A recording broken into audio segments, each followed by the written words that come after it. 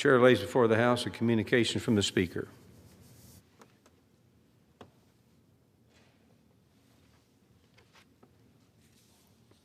The Speaker's Rooms, Washington, D.C., January 20th, 2026. I hereby appoint the Honorable Roger Williams to act as Speaker pro tempore on this day. Signed, Mike Johnson, Speaker of the House of Representatives. Pursuant to the order of the House of January 6, 2026, the Chair will now recognize members from lists submitted by the majority and minority leaders for morning hour debate. The Chair will alternate recognition between the parties with timely equally allocated between the parties and each member other than the majority and minority leaders and the minority whip limited to 5 minutes. But no event shall debate outline or continue beyond 1:50 p.m. The Chair recognizes the gentleman from Virginia, Mr. Subramaniam, for 5 minutes.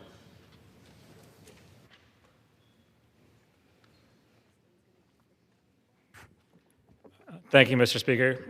Mr. Speaker, I rise to address the ongoing protests in Iran. For decades, the Iranian people have faced human rights abuses, extrajudicial killings, and economic turmoil. Protests have been going on for almost a month, and the military is cracking down, and at least thousands have died. But the Iranian people are not backing down, and they deserve the right to protest for change. They deserve the right to decide whether they want a free or secular future. And that's why I've joined my colleagues on the Bipartisan Freedom Act to expand internet freedom in Iran. And I also sent a letter to the administration urging immediate action to maximize resources to protect internet freedom. I've also written directly to Secretary Rubio in support of the Iranian people while highlighting the worsening human rights abuses, which are also affecting people back here who have Iranian family there. We support the Iranian people and their efforts to determine their own futures, and we will continue to support them.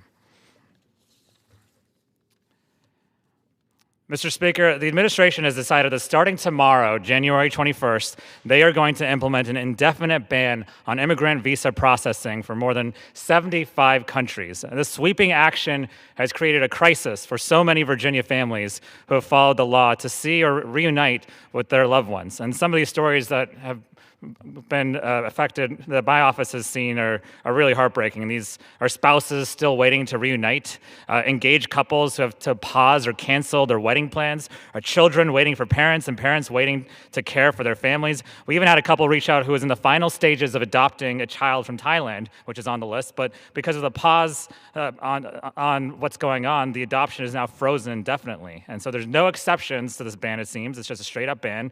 And the reason seems kind of flimsy, to be honest. It's apparently because they are a drain on our social system. I'll just say that the only drain on our social system has been Congress with cuts to Medicaid and SNAP. But in any case, I would love to see the math and how these particular countries were chosen and why this administration thinks banning visas from Fiji is going to help out social services or pay down the debt. This blanket ban with no exceptions does nothing more than separate families and create hardship, and our constituents deserve better.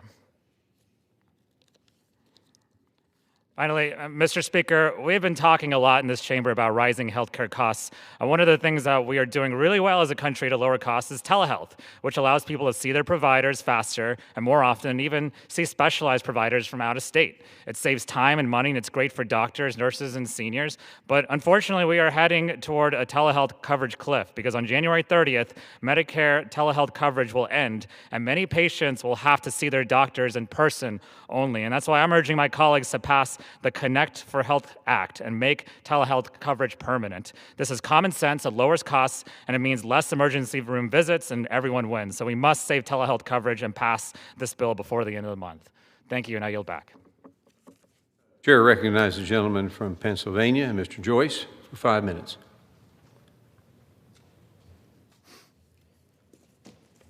Thank you, Mr. Speaker. I rise today to speak on the importance of my bill, the Red Tape Act, which will be marked up by the Energy and Commerce Committee tomorrow. The Red Tape Act amends the Clean Air Act to streamline the review process for federal projects. The U.S. is facing a rapidly growing demand for energy production and domestic manufacturing. Meeting these escalating needs requires efficiency in deploying new infrastructure. The Red Tape Act would eliminate duplicative reviews that serve only to delay the permitting and construction of these needed projects. This reform will provide timely and predictable outcomes for new projects, helping to ensure that America remains competitive in the global economy. As we work to fulfill President Trump's goal of energy dominance, I look forward to seeing this bill advance through the full committee and proceed to the floor for a vote. Thank you. Mr. Speaker, I rise today to address the issue of rising health care costs. As no surprise, data released from the final full year of the Biden administration reflected that health care spending has grown at an unsustainable pace, far outpacing inflation. Since the passage of the Affordable Care Act, health care costs across all markets have spiked for patients, while large insurance companies continue to profit. Under excessive ACA regulations, we entered an era of unprecedented mergers of insurers, of providers, and of pharmacies. This imbalance has contributed to a dire crisis for small, community-based pharmacies, particularly in rural areas like Pennsylvania's 13th Congressional District, leading to closures and leading many communities to be pharmacy deserts. This week, Congress will begin to deliver on producing meaningful transparency for the American patient as we consider comprehensive legislation that curbs PBM abuses and includes legislations that I authored to expand telehealth access to cardiac and pulmonary rehabilitation and requires unique provider numbers at every hospital outpatient department. This package forms a key down payment on delivering meaningful health cost reduction for all Americans. Last week, President Trump announced the Great Healthcare Plan, which focuses on lowering costs by increasing price transparency and holding big insurance companies accountable.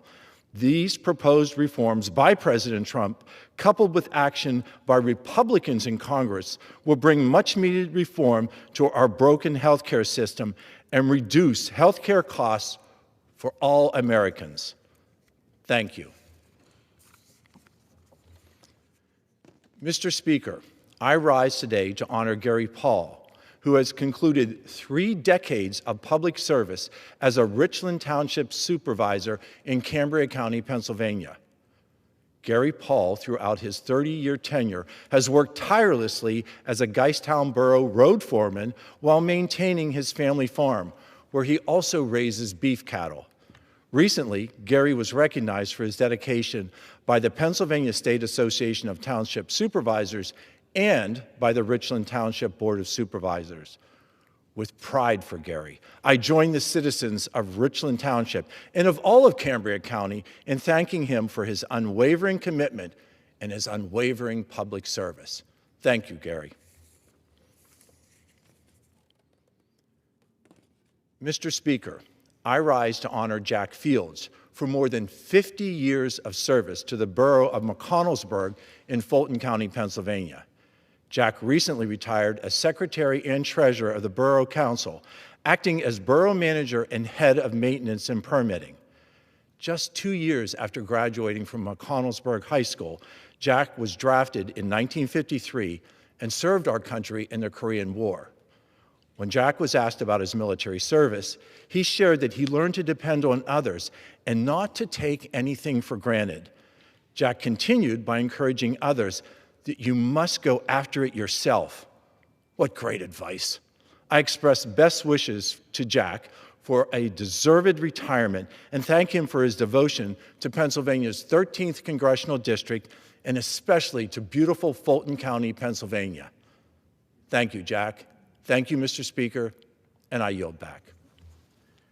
Pursuant to Clause 12A of Rule 1, the Chair declares the House in recess until 2 p.m. today.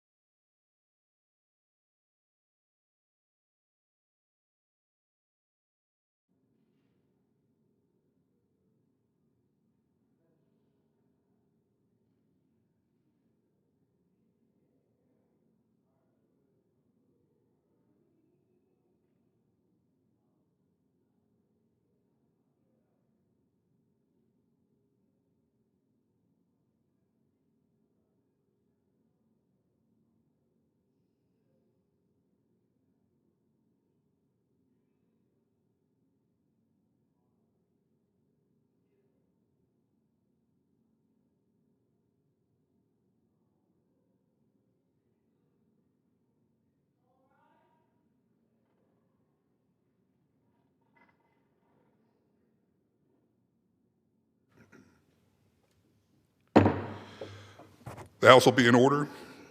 The prayer will be offered by Chaplain Kibben. Would you pray with me? God of love and compassion, what a privilege it is to come before you on this day. You see us, you receive us just as we are. No matter how different we may be from one another, you care for us with the same depth of love, with no prejudicial regard for our differences. Take us then just as we are, whether we come from the east or west, north or south, left or right, whether we bring with us differing convictions or have needs that may seem in conflict with the desires of others. In you there is no distinction, for you, O God, are the Lord over all. Bestow on each of us the riches of your grace as we call upon you throughout the day. Pour out on us the overflowing fountain of your loving kindness, that each of us would know that all of us stand equal in our need of your redeeming grace. Then may we, transformed by the unity found in your love, look upon all those with whom we interact this day with your eyes, seeing in them what you see, those whom you have deemed worthy of dignity and respect. In the name of the one who is Lord of all, we pray. Amen. Amen.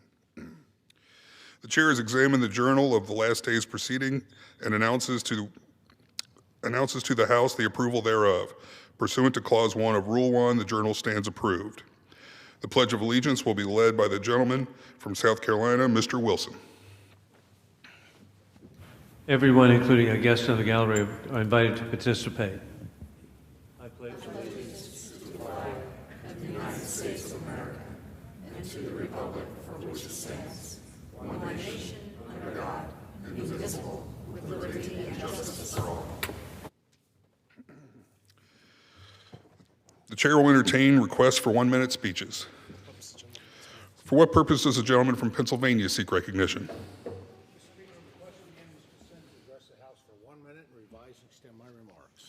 Without objection, the gentleman is recognized for 1 minute. Thank you, Mr. Speaker. Mr. Speaker, I rise today to highlight the student-run cafe at Clearfield County Career and Technology Center.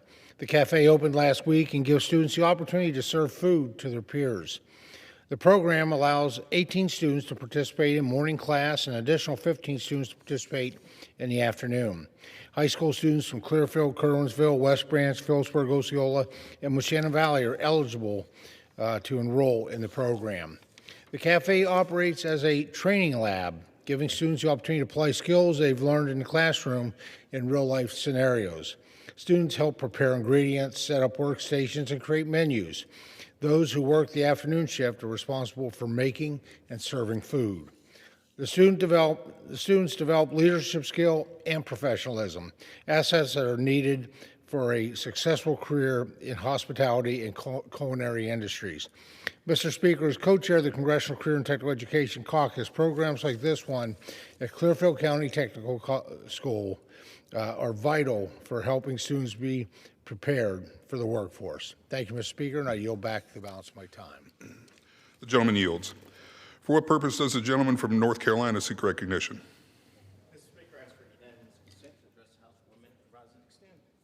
Without objection, the gentleman is recognized for 1 minute.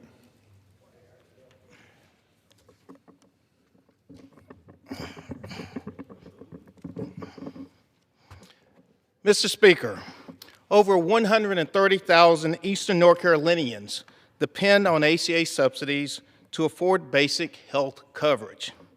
Losing coverage would put families at real risk. These subsidies are not a handout. They are a lifeline that keeps working people insured, healthy, and able to see a doctor before a small problem becomes a huge crisis. Without Congress, premiums are skyrocketing, forcing too many residents to choose between health care, rent, and groceries. The consequences ripples through our communities, raising uninsured rates and driving up costs for everyone. ACA subsidies are about stability, dignity, and the simple belief that access to health care should not depend on luck. Congress must act to ensure accountability and to prevent millions of Americans from being left behind. I yield back. The gentleman yields. For what purpose does the gentleman from South Carolina seek recognition?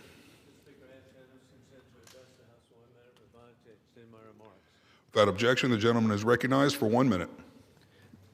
Thank you, Mr. Speaker. Across the country, arrests of criminal illegal aliens are successful as President Donald Trump is making good on his promise to rid communities of murderous threats to families, making sure killers, gang members, and other violent criminals are deported. The President is ramping up pressure to cooperate with law enforcement by sending immigration and customs enforcement officials. This is undermined by extremist-paid rioters. The January 14th Washington Times editorial stated, quote, "Leftists justify their behavior by reciting a version of events existing only in their imaginations." And Vice President J.D. Vance is correct. Officials are promoting rioting in the streets rather than follow the law. Knowing the President has their back, federal officials aren't intimidated fighting insurrection. The insurrection is a real attack on democracy. In conclusion, God bless our troops in the global war of terrorism continuing. President Trump is reinstituting peace through strength, revealing war criminal Putin lies, insulting Trump, mocking Trump, with Putin mercilessly launching rockets on civilian targets, murdering innocent Ukrainians. I yield back. The gentleman yields. For what purpose does the gentleman from Michigan seek recognition? Without objection, the gentleman is recognized for 1 minute. Mr. Speaker, it is my honor to recognize Mr. Thomas Pelissero for his heartfelt tribute to his hometown of Bessemer, Michigan, in his new book, Bring One Home, a memoir of boyhood, basketball, and hometown spirit. This book is not only a salute to Bessemer, but the tough, resilient communities across Michigan's Upper Peninsula and Middle America. 60 years ago this week, the Bessemer Speed Boys basketball team ended a 42-game losing streak, at the time the longest in Upper Peninsula high school basketball history.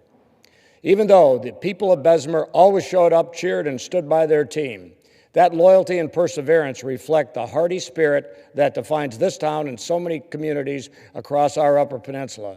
That spirit remains alive today. Mr. Pelissero's book launch filled Bessemer City Hall to standing room only and raised more than $5,000 for the Bessemer Public Library.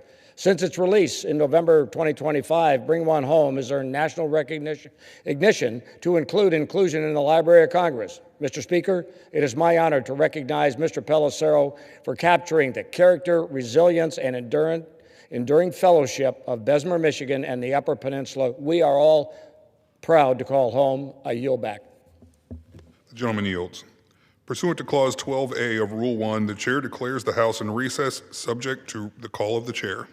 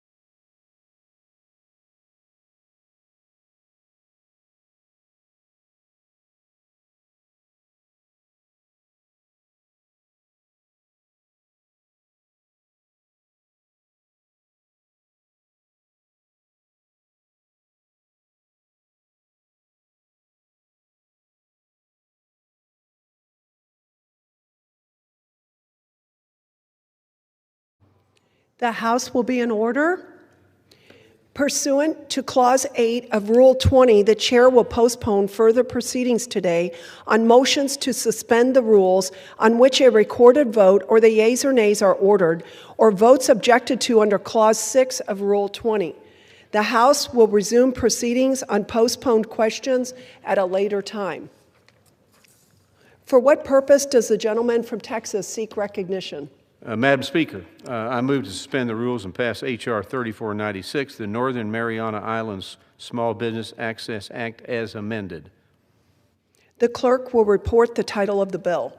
Union Calendar Number 350, H.R. 3496, a bill to amend the Small Business Act for microloan eligibility for the Commonwealth of the Northern Mariana Islands and for other purposes.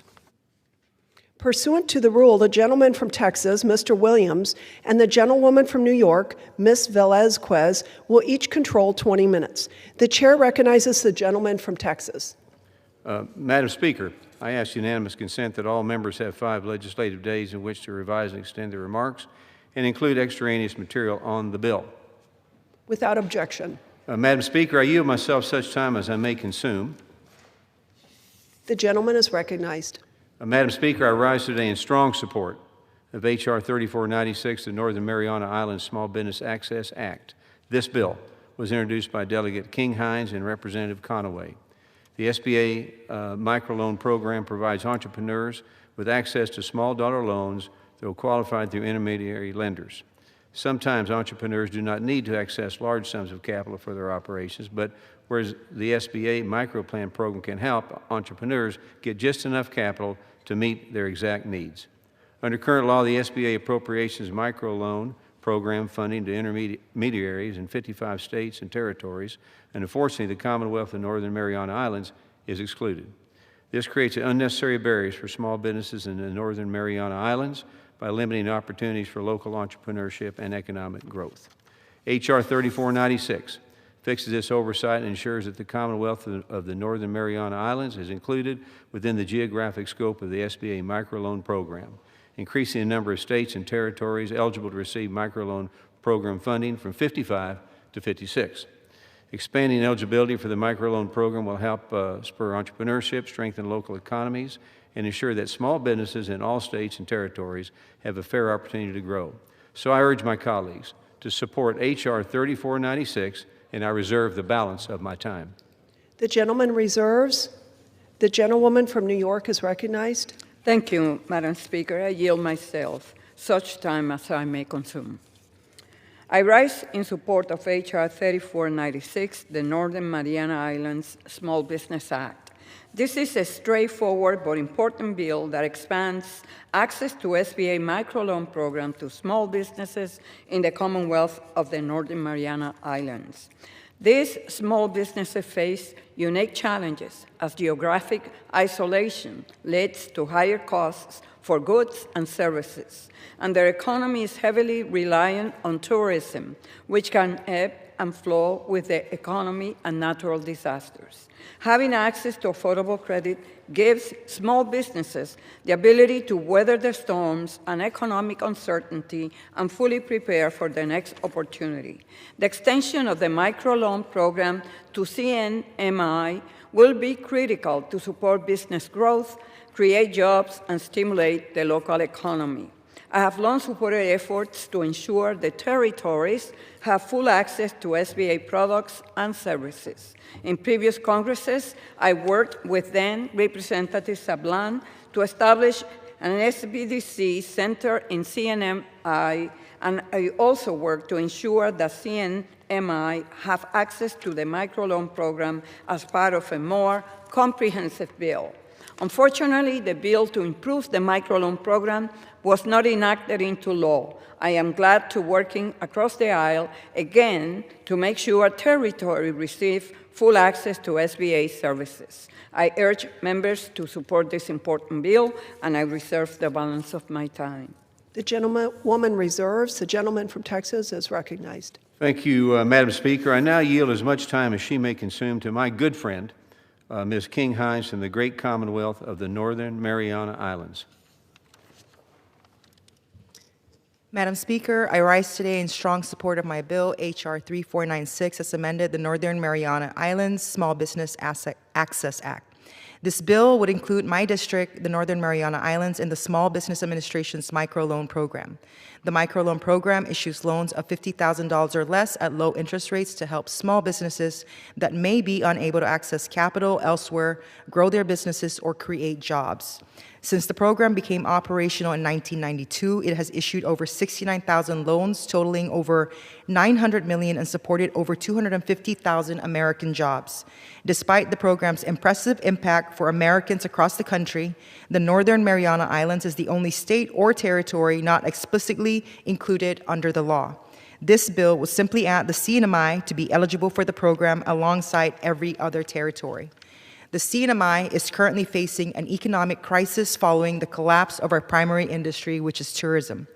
Local small businesses are struggling to get approved for affordable loans, in part because of this economic uncertainty. Gaining access to this program could help local entrepreneurs make the investments they need to help put our economy on more solid footing.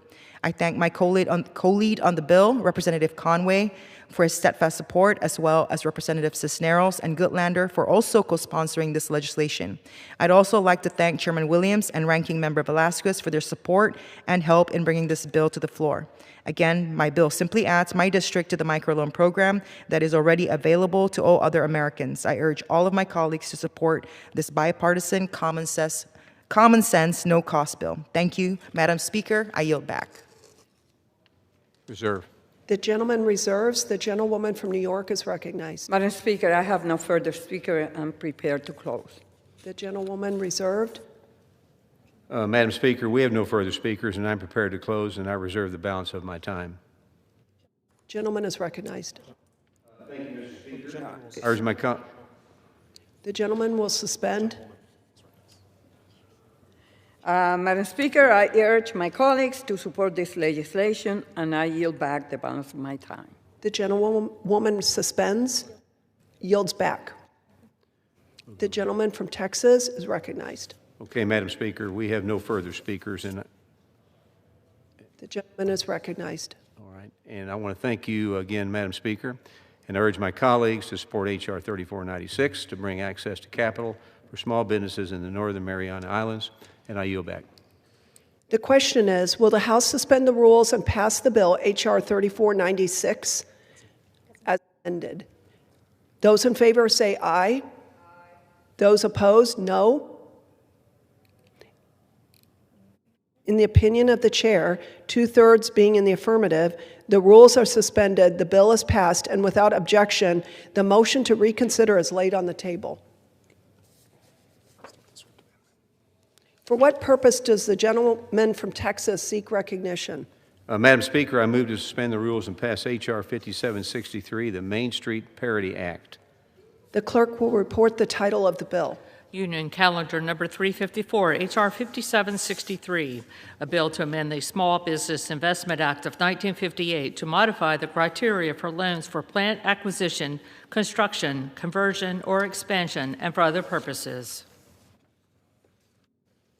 Pursuant to the rule, the gentleman from Texas, Mr. Williams, and the gentlewoman from New York, Ms. Velazquez, will each control 20 minutes. The chair recognizes the gentleman from Texas. Thank you, Madam Speaker, and I ask unanimous consent that all members have 5 legislative days in which to revise and extend their remarks and include extraneous material on the bill. Without objection. Madam Speaker, I yield myself such time as I may consume. The gentleman is recognized. Madam Speaker, I rise today in strong support of my bill, H.R. 5763, the Main Street Parity Act. I would also like to thank my friend Representative Simon from the great state of California for joining me in co-leading this bipartisan effort. The SBA's 504 loan program is an important tool that helps small businesses obtain affordable financing for the acquisition of fixed assets such as land, buildings, and heavy machinery. To obtain a 504 loan, a small business owner must contribute 10% of the total project cost as a form of down payment. However, if a small business is seeking financing to build something like a surgery center or a nursing home, the SBA imposes additional equity requirements because these properties are deemed limited purpose. This initial equity injection was required because limited purpose properties were believed to be at a higher risk of default. Years of data show that this assumption is incorrect, and in fact, many businesses facing these increased costs were at a lower risk of default than the broader 504 portfolio. So it's time to bring parity to Main Street and remove the unnecessary lender barriers based on outdated assumptions. I urge my colleagues to vote yes on H.R. 5763, and I reserve the balance of my time. The gentleman reserves. The gentlewoman from New York is recognized. Thank you, Madam Speaker. I yield myself such time as I may consume. Madam Speaker, I rise in support of H.R. 5763, the Main Street Parity Act. One of the key functions of the SBA is to ensure that small businesses in communities across the country have access to the capital they need to grow and scale their operations. The SBA has long served this need through its loan guarantee programs, including the 504 CDC program. The 504 CDC program supports small businesses in accessing capital for the development of major fixed assets like land, buildings, equipment, and machinery. As part of the program, loans are guaranteed for so-called special use properties like amusement parks, car washes, bowling alleys, and gas stations. When the special use designation was created in 1996, Congress required businesses developing these properties to pay a special purpose penalty. The penalty requires these businesses to provide at least 15 to 20% equity instead of the minimum 10% for standard 504 CDC loans. While the additional equity requirement served an important safeguard for the program when first enacted, we have seen over time that the extra risk is not as great as anticipated. In the past 30 years, technological developments and time has shown that many of these properties can be successfully repurposed for alternative uses, increasing the market pool of potential buyers. Further, the charge-off rates for special purpose and standard loans are similar, demonstrating that these loans pose no greater risk than regular 504 loans. Because of its limited risk, the special use penalty is no longer necessary. H.R. 5763 reduces the minimum equity requirement for special purpose properties to at least 10%, in line with the requirement for standard 504 CDC loans. Most importantly, it maintains discretionary authority to require higher equity if deemed necessary. This bill is supported by the National Association of Development Companies. I applaud Chairman Williams and Representative Simons' bipartisan work on this issue, and I ask all my colleagues to support it. Thank you, and I reserve the balance of my time. The gentlewoman reserves. The gentleman from Texas is recognized. Reserve the balance of my time. The gentleman reserved. The gentlewoman from New York is recognized. I yield to the gentlewoman from California, Ms. Simon, for 3 minutes. The gentlewoman is recognized. Good afternoon, Madam Speaker. It feels wonderful to say that.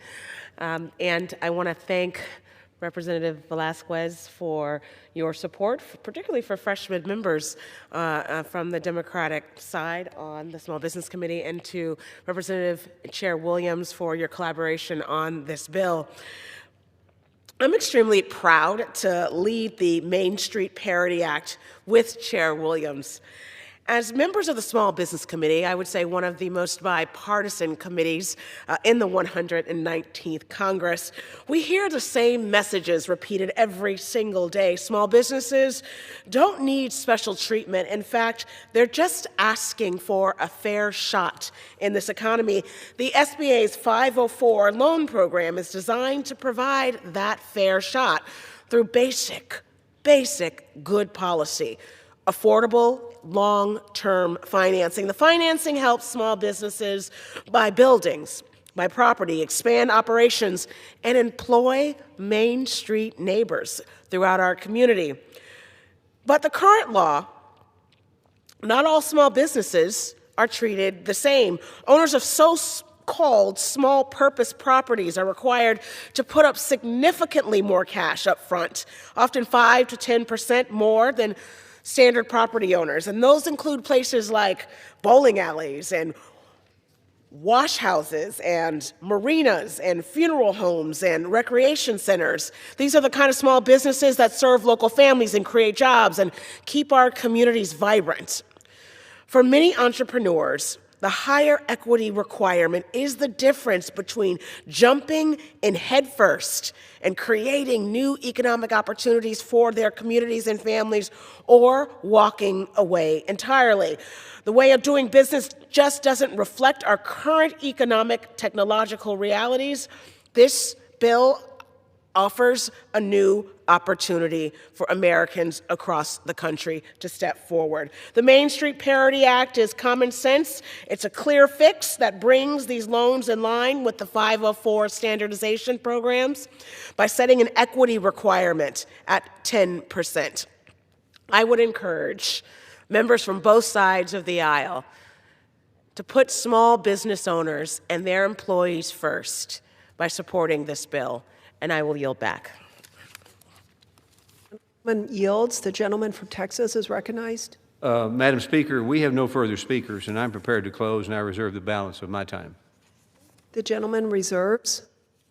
The gentlewoman from New York is recognized. I have no further speaker. I'm prepared to close. The gentlewoman is recognized. Thank you.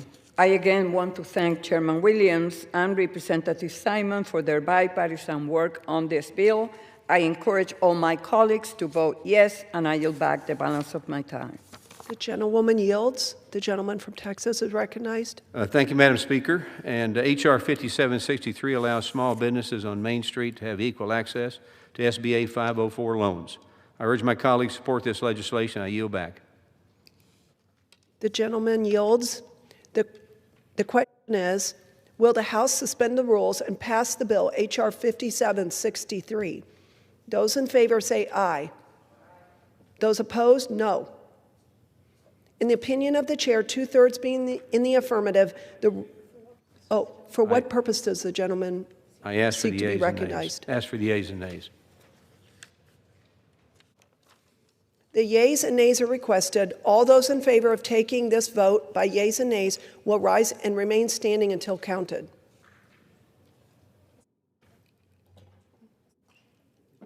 A sufficient number having risen, the yeas and nays are ordered. Pursuant to Clause 8 of Rule 20, further proceedings on this question will be postponed.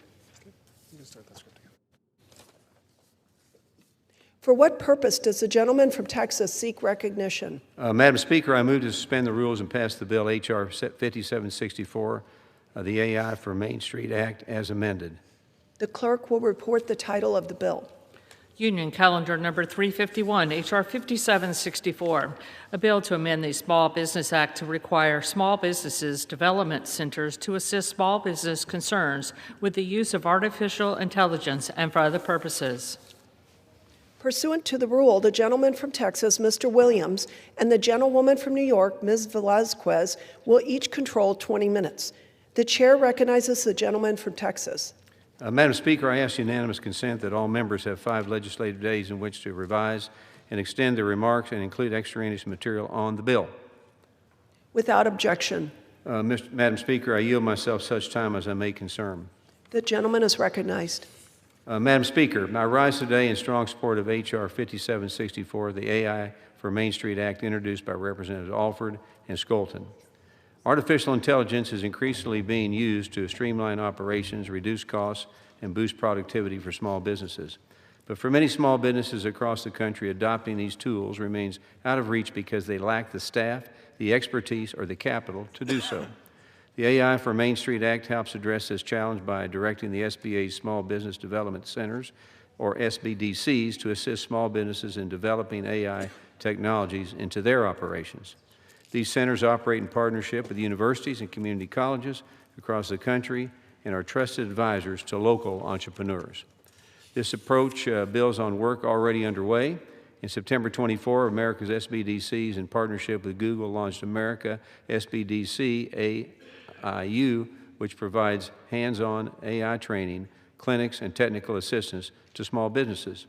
This bill builds on the effort by requiring the SBDC network to have a core duty to assist entrepreneurs nationwide in fighting AI in their businesses. As artificial intelligence becomes a core driver of productivity and competitiveness, Main Street cannot be left behind.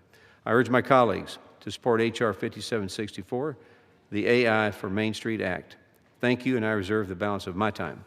The gentleman reserves. The gentlewoman from New York is recognized. Thank you, Madam Speaker. I yield myself such time as I may consume. I'm pleased to support the AI for Main Street Act, which would allow SBDCs to assist small business owners on how to evaluate artificial intelligence. I commend Mr. Alford and Ms. Colton for working together on this bipartisan legislation. AI has the potential to boost productivity, enhance customer service, and save costs. And while it is becoming increasingly common for small businesses to use AI to streamline their operations, many still do not have access to it responsibly. But if used incorrectly, AI could have disastrous consequences. That is why it is incredibly important for SBA and its entrepreneurial ecosystem to help small businesses understand the potential pitfalls and learn how to avoid them. I am pleased to support this bipartisan bill, and I reserve the balance of my time. The gentlewoman reserves. The gentleman from Texas is recognized. Thank you, Madam Speaker. And at this time, I'd like to yield to the gentleman from the great state of Missouri, Mr. Alford, such time as he may consume. The gentleman is recognized. Thank you, Madam Speaker, and thank you so much. I rise today in strong support of our AI for Main Street Act, and I want to thank Chairman Williams for his leadership and my colleagues on the other side of the aisle, foremost Ranking Member Velasquez for her leadership, and Congresswoman Hillary Scholten for working with me to bring this important bill forward. A lot of people are talking about AI these days. Will it overtake America? Will it put business owners and workers out of business? This bill is designed to get ahead of that, to make sure that that does not happen. In fact, to increase businesses in America. This committee, you know, exists for one simple reason, and that is to champion Main Street. The small businesses that line our town squares, that power our farms, support our hospitals, and employ nearly half of the American workforce. And right now, Main Street stands at the doorstep of a major transformation because the AI revolution is not just coming, it's already here. Whether it's managing inventory, scheduling workers, marketing products, improving cybersecurity, streamlining paperwork, artificial intelligence is rapidly becoming how business gets done in America. And if small businesses do not have the tools and guidance to adapt to that, if they're fearful of it, they risk getting left behind. Getting left behind by larger competitors with bigger budgets and in-house tech teams. And by the way, they're also using AI. Well, that's exactly what this bill addresses. The AI for Main Street Act directs Small Business Development Centers, SBDCs, to provide counseling, training, and outreach to help small businesses safely evaluate and adopt artificial intelligence tools. These centers already serve as trusted boots on the ground, advisors in communities across the country, like Columbia, the University of Missouri, like in Sedalia, and other places where these SBDCs are providing real help, real boots on the ground. Entrepreneurs rely on them for practical guidance and real-world help that works for their businesses. This bill builds on existing efforts like America's SBDC IAU program and ensures that AI support is consistent, accessible, and nationwide. Not just in major metro areas, but in rural towns, manufacturing hubs, and agricultural communities like those I represent in Missouri's 4th Congressional District. And just as importantly, this bill emphasizes responsible adoption. We want small business owners to understand not only what AI can do, but how to use it securely and safely and ethically and effectively. This is not about replacing people. It is about empowering people.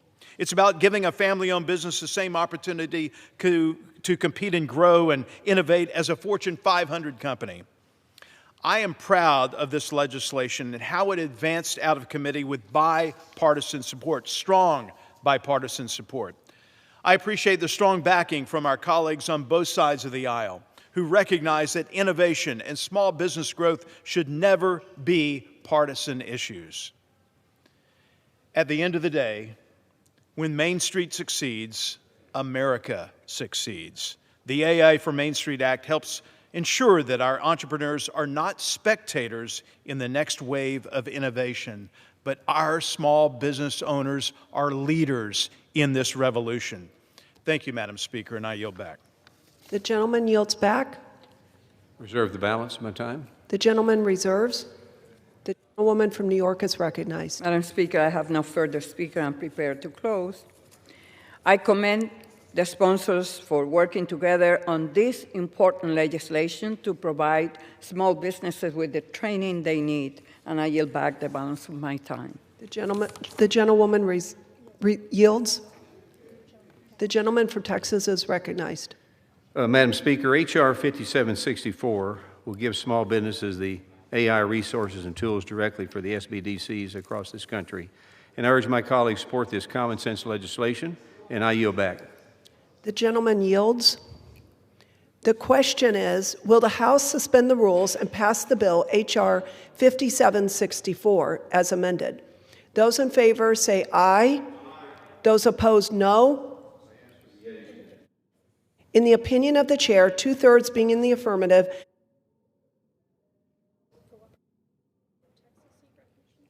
for what purpose does the gentleman from Texas seek recognition? I ask for the yeas and nays. The yeas and nays are requested. All those in favor of taking this vote by the yeas and nays will rise and remain standing until counted.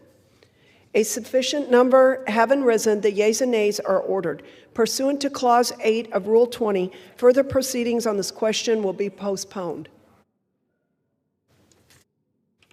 For what purpose does the gentleman from Texas seek recognition? Madam Speaker, I move to suspend the rules and pass H.R. 5788, the 504 Program Risk Oversight Act. The clerk will report the title of the bill.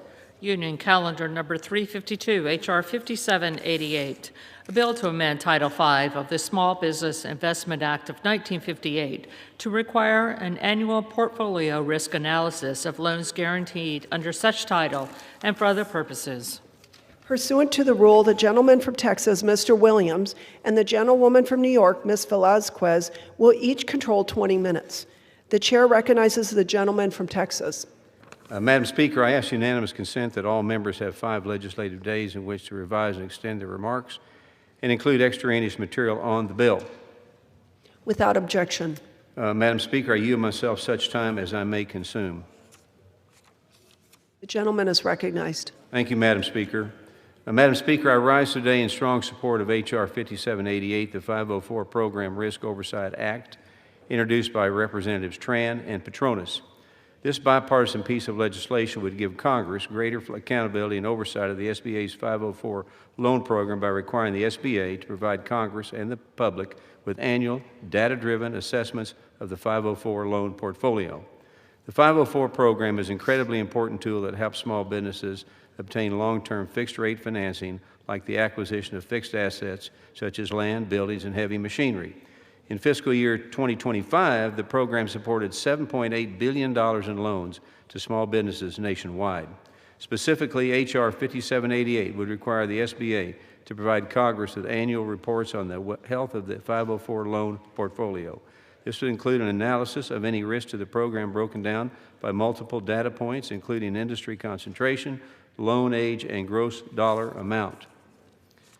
These reports would be made available to the public within 7 days of being provided to Congress. So the transparency measures in this bill are particularly important in light of the House passage of my bill, H.R. 3174, the Made in America Finance Act, which raised the loan limit for American manufacturers under the SBA's 7A and 504 loan programs to $10 million. I hope it will quickly move through the Senate and to President Trump's desk.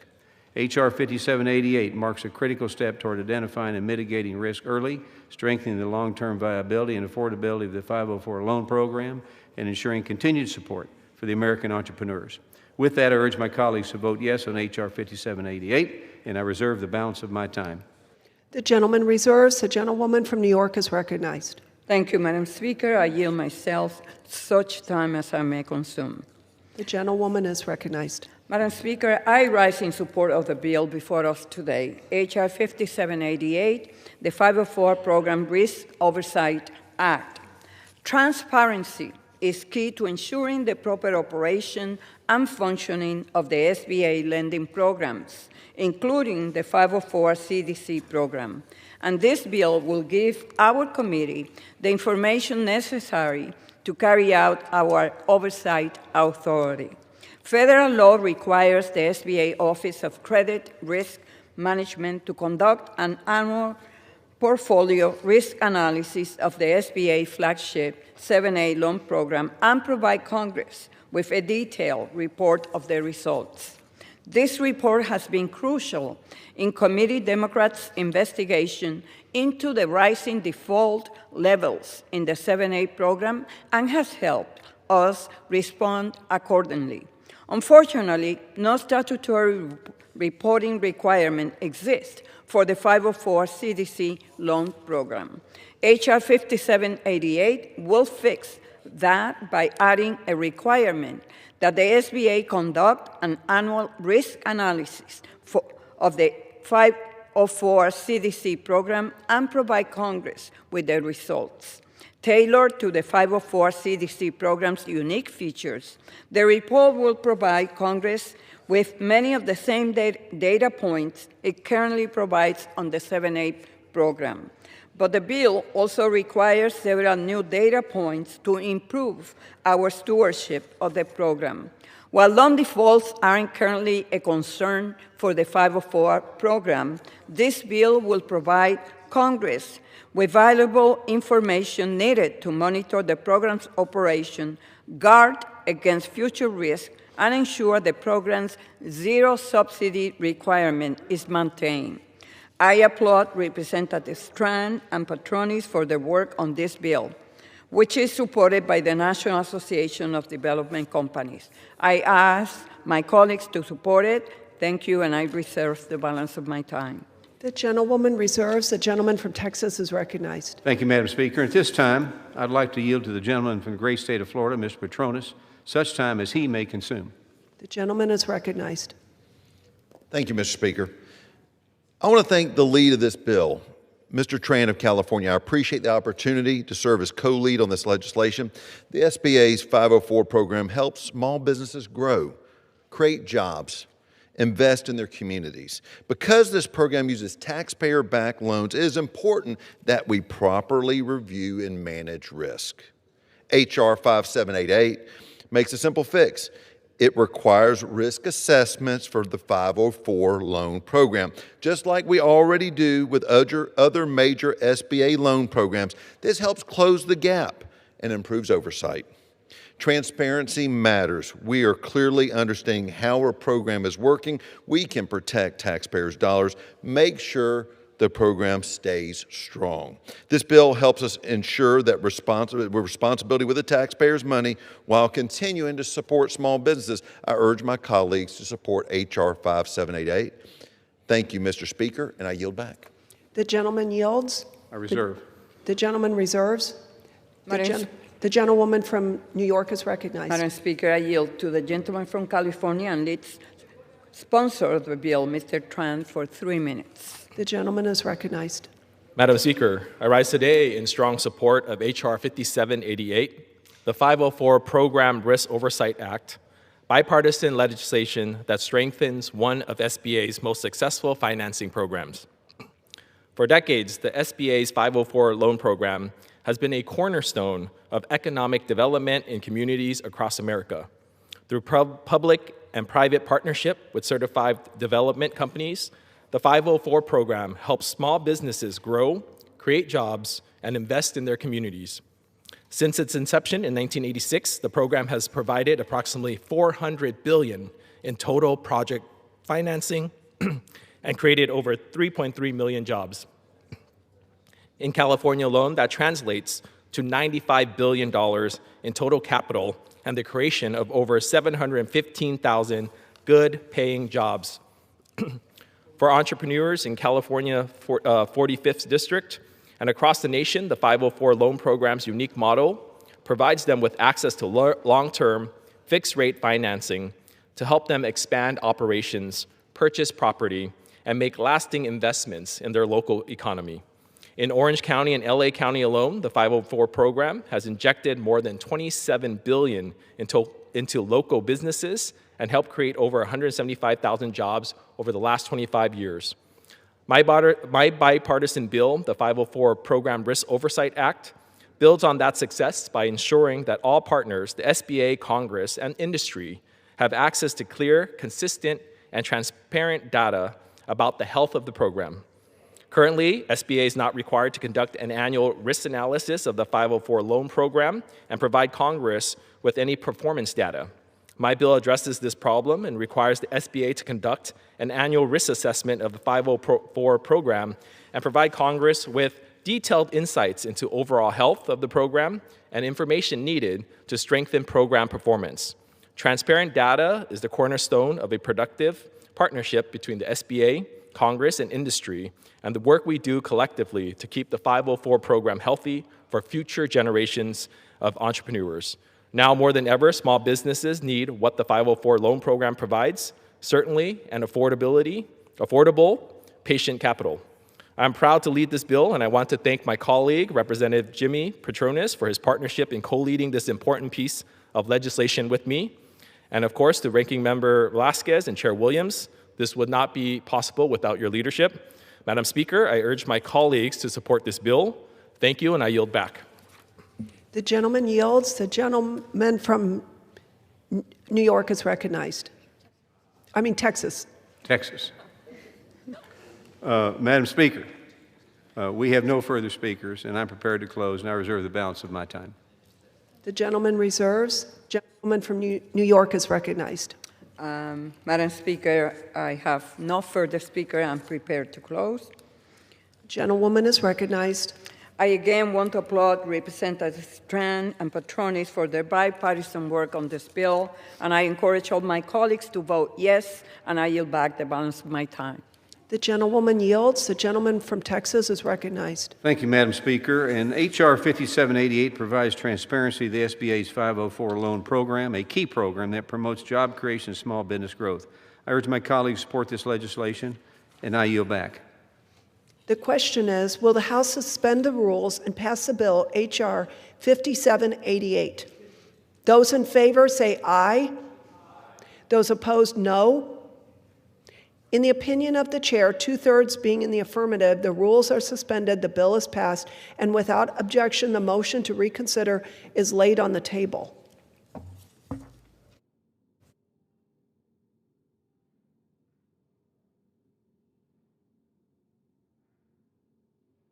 Purpose does the gentleman from Texas seek recognition? Madam Speaker, I move to suspend the rules and pass the bill H.R. 5784, the AI Wise Act. The clerk will report the title of the bill. Union Calendar Number 353, H.R. 5784, a bill to amend the Small Business Act to help small businesses' concerns critically evaluate artificial intelligence tools and for other purposes. Pursuant to the rule, the gentleman from Texas, Mr. Williams, and the gentlewoman from New York, Ms. Velasquez, will each control 20 minutes. The chair recognizes the gentleman from Texas. Madam Speaker, I ask unanimous consent that all members have 5 legislative days in which to revise and extend their remarks and include extraneous material on the bill. Without objection. Madam Speaker, I yield myself such time as I may consume. The gentleman is recognized. Madam Speaker, I rise in support of H.R. 5784, the Artificial Intelligence Wisdom for Innovative Small Entrepreneurs Act, and the AI Wise Act. This bipartisan bill is led by Representatives Skolton and Downing. Artificial intelligence is changing how businesses operate in real time. And while large corporations can afford expensive consultants and trial and error experimentation, many small businesses do not have the luxury to do that. And for a small business owner like myself, every dollar matters. The AI WISE Act helps bridge that gap. This bill directs the SBA to provide a clear, accessible, and practical guidance that helps small businesses owners understand artificial intelligence in straightforward terms. It focuses on helping entrepreneurs evaluate whether an artificial intelligence tool is useful for their specific business, where it may fall short, and whether it is truly worth the cost they spend in their money to get that. Importantly, this bill does all of this without authorizing any new spending. It builds on existing programs, avoids picking winners and losers, and keeps the federal government focused on providing information, not mandates. And I urge my colleagues to support this common sense bipartisan legislation and vote yes on H.R. 5784. With that, I reserve the balance of my time. The gentleman yields. The gentleman reserves. The gentlewoman from New York is recognized. Thank you, Madam Speaker. I yield myself such time as I may consume. The gentlewoman is recognized. I am proud to support H.R. 5784, the AI WISE Act. 4 years ago, AI burst into mainstream focus with the launch of OpenAI's ChatGPT. When I first tried this tool, I was shocked. I knew then and there that AI had the potential to revolutionize the way American firms operate and do business. But AI, like all emerging technology, comes with risks. AI outputs are prone to bias, discrimination, misinformation, and omissions. Safety and cybersecurity vulnerabilities can render AI deployers open to adversarial attacks. And we don't even fully know these risks because we cannot predict AI's trajectory, so new risks could come up as it evolves and adds capabilities. We have all seen reports of Gen AI gone wrong, with episodes ranging from customer service chatbots at car dealerships offering to sell pickup trucks for $1, to general-purpose chatbots advising small businesses to break the law. In other words, a small business using a flawed AI model risks steep reputational and legal harm. Many of these incidents are attributable simply to AI's current technological immaturity and the growing pains that come with its ongoing revolution. This is why AI literacy is crucial for small businesses to keep up with their larger competitors, considering and adopting AI. The AI WISE Act will direct SBA to create online AI literacy resources for entrepreneurs so they have the tools to make sound choices on AI adoption and use. It will also direct the SBA to keep the resources updated on innovations in AI technology through an expert working group. Finally, the bill will allow the SBA resource partners to develop specialized and localized assistance to best educate their communities. I thank my colleagues, Ms. Colton and Mr. Downing, for collaborating over the last 2 years to bring this bill to the floor. Furthermore, let me convey my gratitude to Chairman Williams, his staff director, Lauren Holmes, and all the floor staff for seeing this bill through today. It is greatly appreciated. With that, I urge members to support this bill, and I reserve the balance of my time. The gentlewoman reserves. The gentleman from Texas is recognized. Thank you, Madam Speaker. And at this time, I would like to introduce the gentleman from the great state of Montana, Mr. Downing, such time as he may consume. The gentleman is recognized. Thank you, Madam Speaker. I rise in strong support of H.R. 5784, the AI WISE Act. This legislation will provide essential resources for small businesses to support their efforts to adopt AI. Small businesses are optimistic about the potential of AI. Capabilities like machine learning and language processing are becoming critical tools for businesses seeking streamlined operations like workforce recruitment, marketing, and strategy development. However, businesses with substantial and stable access to capital tend to be better positioned for technology adoption and dealing with its ramifications. Small businesses, on the other hand, including businesses in rural communities like my home district in central and eastern Montana, often lack the resources and information needed to facilitate technology adoption.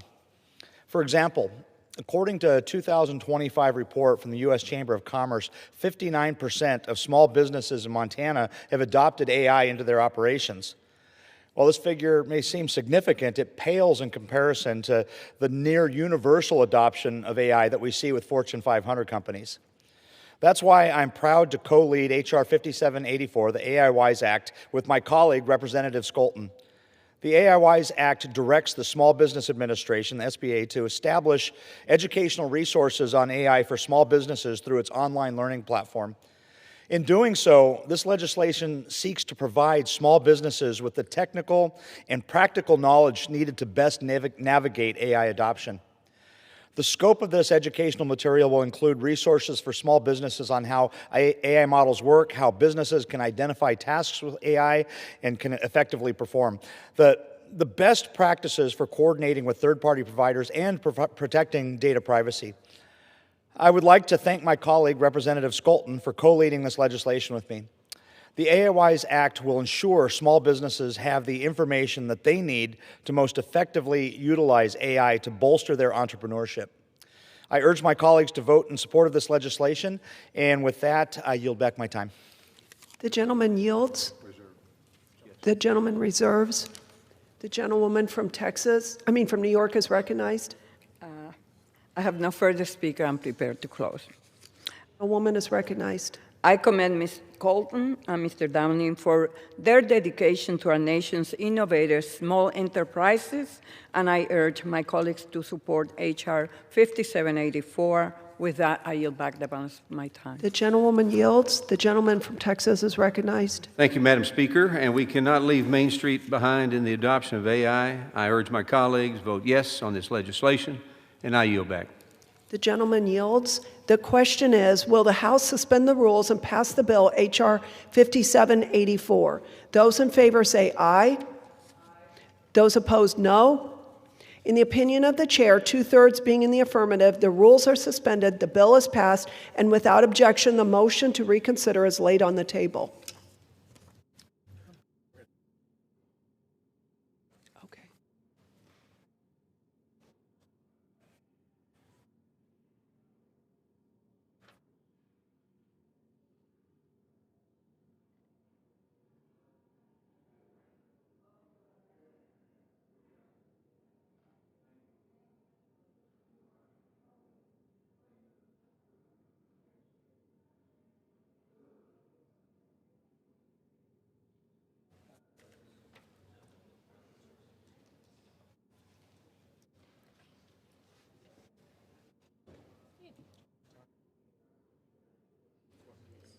For what purpose does the gentleman from Illinois seek to be recognized? Madam Speaker, I move to suspend the rules and pass H.R. 659, Veterans Law Judge Experience Act of 2025. The clerk will report the title of Union Calendar Number 263, H.R. 659, a bill to amend Title 38 United States Code to direct the chairman of the Board of Veterans' Appeals to give priority to individuals with certain professional experience and recommending such individuals to serve as members of the Board of Veterans' Appeals and for other purposes. Pursuant to the rule, the gentleman from Illinois, Mr. Bost, and the gentleman from California, Mr. Takano, will each control 20 minutes. The chair recognizes the gentleman from Illinois. Madam Speaker, I ask unanimous consent that all members have 5 legislative days in which to revise and extend their remarks on H.R. 659. Without objection. Madam Speaker, I yield myself as much time as I may consume. The gentleman is recognized. Speaker, I rise today in support of H.R. 659. This bill would require the chairman of the Board of Veterans' Appeals to prioritize people with at least 3 years of relevant experience working in veterans law when recommending new veteran law judges to the VA Secretary for positions at the VA.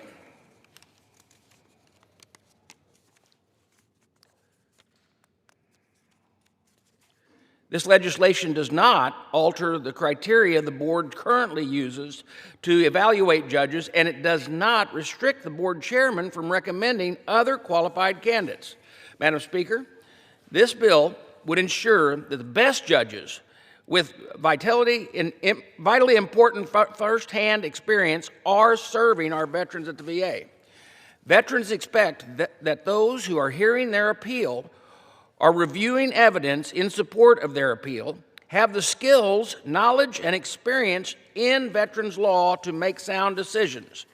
I support this common sense legislation, and I urge all of my colleagues to support H.R. 659, and with that, I reserve the balance of my time.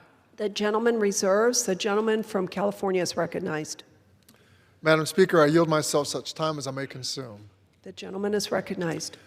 Madam Speaker, I rise to express my support for H.R. 659, the Veterans Law Judge Experience Act of 2025. Madam Speaker, contrary to what the American public often thinks, sometimes in this body, we actually do things that make sense. That is very much the case with H.R. 659, the Veterans Law Judge Experience Act, introduced by my friend and colleague, Representative Julia Brownlee.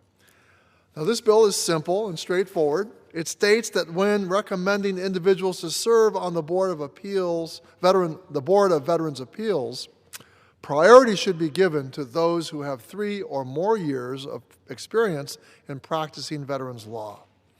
The Veterans Affairs Committee hears often about the complex nature of the disability compensation system at the Department of Veterans Affairs. That complexity, unfortunately, leads to mistakes and errors that cause our veterans' disability claims to be denied prematurely. And especially now at a time when we've seen that Secretary Collins has shifted the department's focus from getting claims right to simply getting them fast, we are seeing higher rates of processing errors, higher denial rates, and consequently higher rates of appeals to the Board of Veterans Appeals, the BVA. In that context, it is imperative that the BVA has the staffing levels and experience levels to get things right for our veterans. I, along with everyone else, support efforts to ensure that veterans and beneficiaries are being served at every point of contact in VA by the best talent we can muster. Now, one way we can do that is by ensuring we have the right folks in the right roles. This legislation seeks to help that at VVA by focusing on hiring those with sufficient experience to best serve our veterans.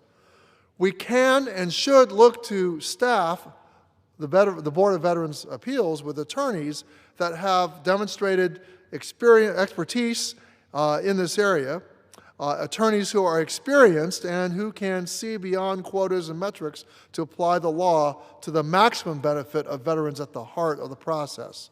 So, Madam Speaker, I strongly support H.R. 659 and urge my colleagues to do the same. I also want to mention another bill that the House should take up, which would further improve the BVA. H.R. 2303, introduced by Representative Morgan McGarvey, increases the promotion potential for attorneys at the Board of Veterans Appeals. I know that my colleagues on the other side of the aisle balk at anything that might result in civil servants receiving more compensation. But if we agree that we need to hire board attorneys with greater experience, and we are asking them to do more work, and more complex work at that, we ought to see fit to pay them what they are worth. So I hope that my colleagues see fit to advance that bill very soon as well.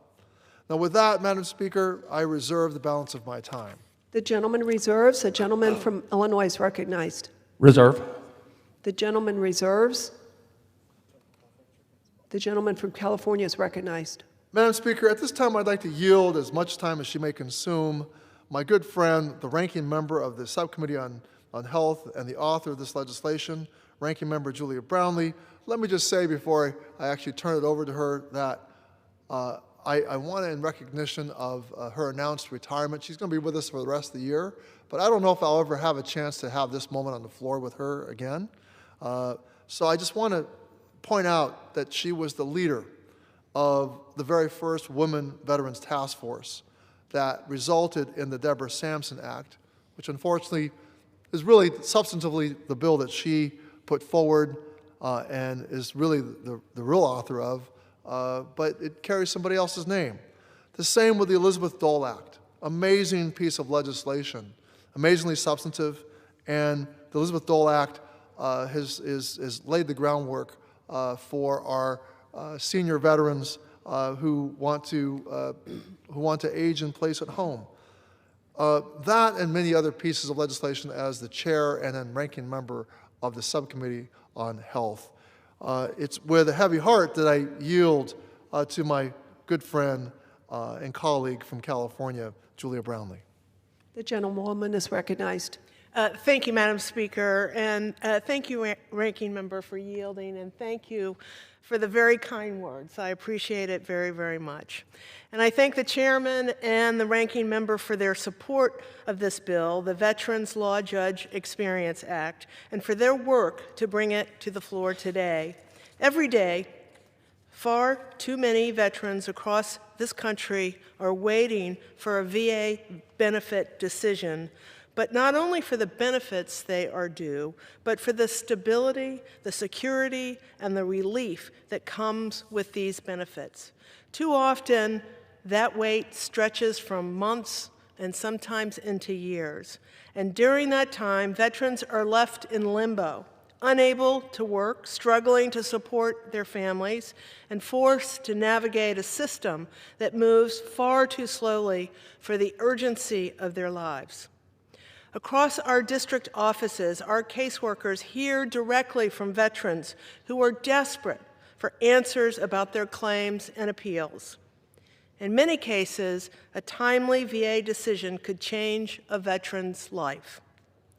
Yet even after waiting for an initial decision, they may need to appeal their case to the Board of Veterans' Appeals, where they face more months and often years of additional delay.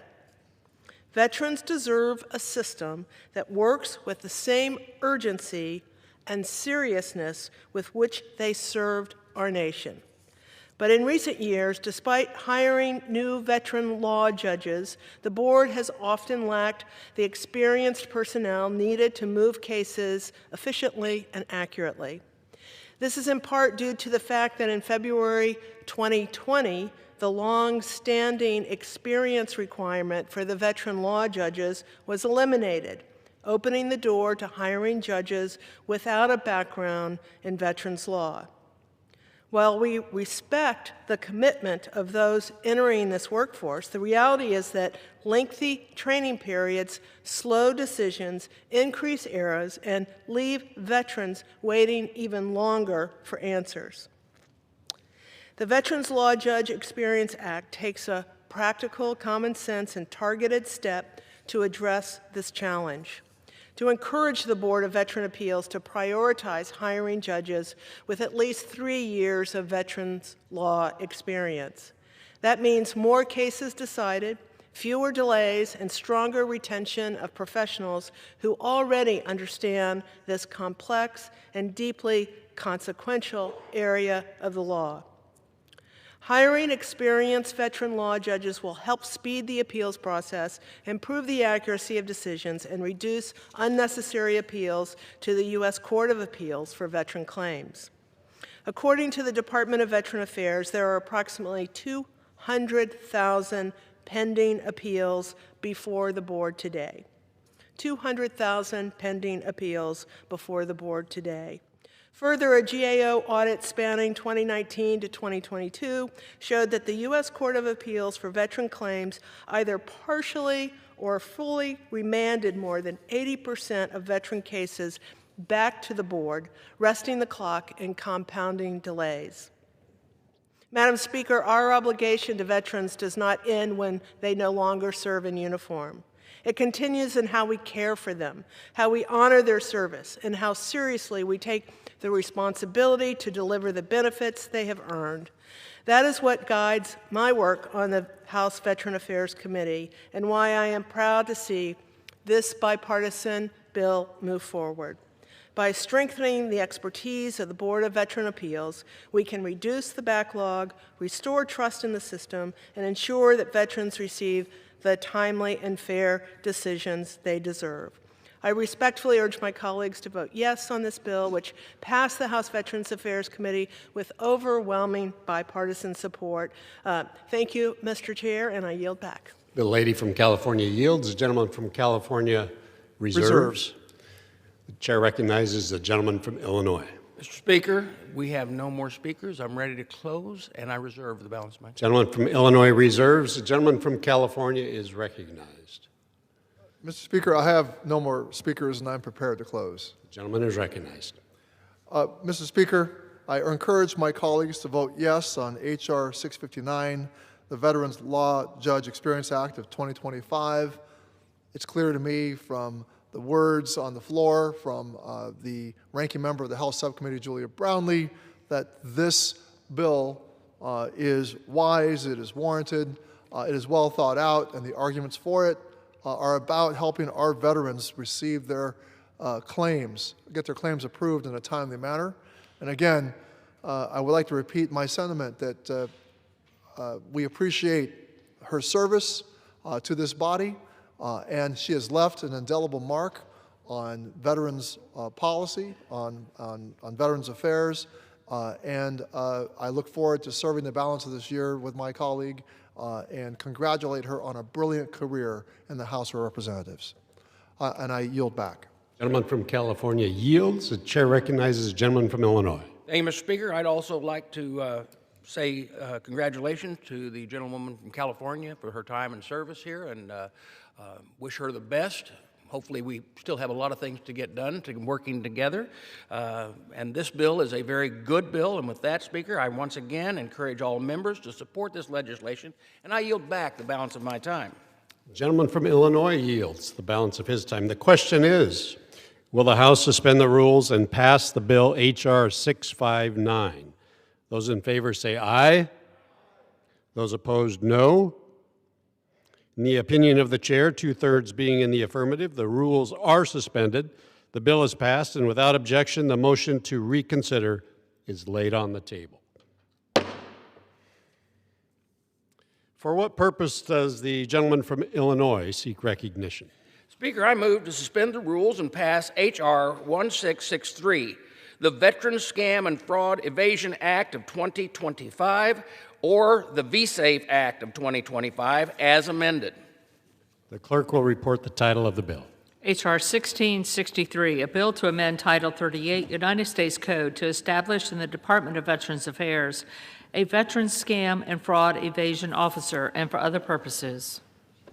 Pursuant to the rule, the gentleman from Illinois, Mr. Bost, and the gentleman from California, Mr. Takano, each will control 20 minutes. The chair recognizes the gentleman from Illinois. Speaker, I ask unanimous consent that all members have 5 legislative days in which to revise and extend their remarks on H.R. 1663 as amended. Without objection. Speaker, I yield myself as much time as I may consume. Gentleman is recognized. Thank you, Mr. Speaker. Speaker, I rise today in support of H.R. 1663 as amended, offered by Representative Calvert from California. This bill would protect veterans from scams and fraud that may target the benefits they earned through service. Too many veterans, along with their families, caregivers, and survivors, are being hit with savvy fraud schemes designed to steal personal information, drain bank accounts, and even redirect VA benefits to bad actors. And when these scams happen, veterans often don't know where to turn inside the federal system. And the VSAFE Act would take direct action to fix this issue. This bill would add dedicated veteran scam and fraud evasion officers' positions to the Department of Veterans Affairs. This would rightfully build up VA's fraud prevention and response efforts across VA. So this problem is treated like a real threat, not just an afterthought. Representative Calvert's bill would also require VA to improve communications during urgent fraud instances, so veterans and their families are not left in the dark while scammers continue to strike. By building up the VA's existing anti-fraud tools and adding new ones where necessary, we can combat fraud head-on. Speaker, at the end of the day, veterans should never lose their hard-earned benefits because the system failed to protect them from criminals. The V-Safe Act should strengthen the accountability, improve prevention, and give veterans the support and protection they deserve. This bill takes an important step towards safeguarding veterans, strengthening trust in the VA system, and I'm proud to support it. I urge all of my colleagues to support H.R. 1663 as amended. And with that, Speaker, I reserve the balance of my time. Gentleman from Illinois reserves. Gentleman from California is recognized. Mr. Speaker, I yield myself such time as I may consume. Without objection. Mr. Speaker, I rise to speak in hesitant support of H.R. 1663, the Veterans Scam and Fraud Evasion, or V-Safe Act as amended. Now, I fully support the intention of this bill and strongly encourage the Department to fully resource the V-Safe program established under President Biden. However, the actions taken by the Trump administration over the last year will significantly hinder the great work that has been accomplished by the V-Safe Task Force, the Federal Trade Commission, and the Consumer Financial Protection Bureau, which is unfortunately more pressing than ever. According to the Federal Trade Commission, veterans reported some of the highest numbers of fraud complaints and greatest total losses in 2024, amounting to nearly $600 million. Veterans also continually face higher losses than their civilian counterparts, with median losses reported around $700, which is over $200 higher than the general population. Now, both the FTC and the CFPB have done important work in identifying the most pressing scams and fraudulent activities that target veterans and their families. These include scams like credit card fraud, investment schemes, and imposter scams which seek to impersonate government officials, technology support, or even love interest to collect money or gain access to veterans' personal systems. They have also identified the threat of multi-level marketing schemes and other quote-unquote business opportunities like Amway, Mary Kay, and Herbalife, who regularly target veterans, service members, and their families under the guise of patriotism, flexible hours, and financial independence. Now, I applaud my colleague, Representative Delio Ramirez, for offering an amendment to require specific trainings on these tactics to provide veterans and their families with clear, actionable guidance to protect their hard-earned benefits. It is unfortunate that this common sense amendment was voted down by the Republican members of our committee. Lastly, I find it ironic that these same Republican colleagues want to advance this legislation while our president actively dismantles the Consumer Financial Protection Bureau, one of the only agencies set up to protect military and veteran consumers. Irony. Since its inception in 2008, the CFPB has returned more than $21 billion, that's billion with a B, back to consumers, which includes hundreds of millions of dollars to service members and veterans impacted by violations of the Military Lending Act. Unfortunately, President Trump has determined that those who served our nation no longer deserve protections against bad actors who seek to profit off their benefits. As fraudsters' ability to create more complex scams and more convincing in their deceit thanks to emerging technologies like artificial intelligence, the time to create informed and resourced tools is now. H.R. 1663 marks a step in the right direction, but I urge my congressional colleagues to do more to help protect our nation's veterans against these scams. And with that, Mr. Speaker, I reserve the balance of my time. Gentleman from California reserves. The gentleman from Illinois is recognized. Mr. Speaker, I'd like to yield, and I'd like to yield here in just a minute if I can, but someday I would like to carry on this floor from our committee a bill that is actually sponsored by a Republican that my colleague can actually find totally good. We come out here every time and he finds all the excuses of why this is bad, this is bad, and this is bad. This is a really good bill. And so just so we know, the person that worked on this has worked very hard on this bill to make sure it deals with the fraud that is out there. And with that, I want to recognize him for as much time as he may consume, the gentleman from California, Mr. Ken Calvert. The gentleman from California is recognized. Thank you, Mr. Speaker, and thank you, Mr. Chairman. Through their service and sacrifice, our veterans willingly put themselves in harm's way to ensure the security of our country. It's our turn to ensure that they're protected from scams and fraud. That's why I introduced H.R. 1663, the Veteran Scam and Fraud Evasion Act, or VSAFE Act. The sophistication and frequency of scams and fraud targeting our veterans is constantly increasing. According to a report from the Federal Trade Commission, U.S. veterans and military retirees reported $350 million in total fraud losses in 2023. While a number of departments and staff work in an uncoordinated manner to combat fraud within the VA and other agencies, the VSAFE Act will establish a comprehensive effort that will assist our veterans by establishing a Veterans Scam and Fraud Evasion Officer in the Department of Veterans Affairs who is responsible for all fraud prevention efforts. By providing veterans with more consistent guidance on how to identify, report, and avoid fraud and scam attempts, we can reduce the occurrences that are occurring. I want to thank Chairman Mike Boss and all the co-sponsors of this bill for their support. I encourage all my colleagues to protect our veterans by supporting the VSAFE Act. With that, I'll yield back to the gentleman. The gentleman from California yields back. We have no more speakers. We're ready to close, and I reserve the balance of my time. The gentleman from Illinois is ready to close and yields, or reserves. The gentleman from California is recognized. Mr. Speaker, I have no further speakers. I'm prepared to close. The gentleman is recognized. Let me just, in response to the chairman, just say that I did say that this bill was a step in the right direction, a step that could be a big leap if we all got behind bigger initiatives and called upon this administration to stop diminishing and diluting the power of the Financial Consumer Protection Bureau. The results of protecting military service members and veterans by that particular agency are undisputed, and it became particularly impactful when it was in full force.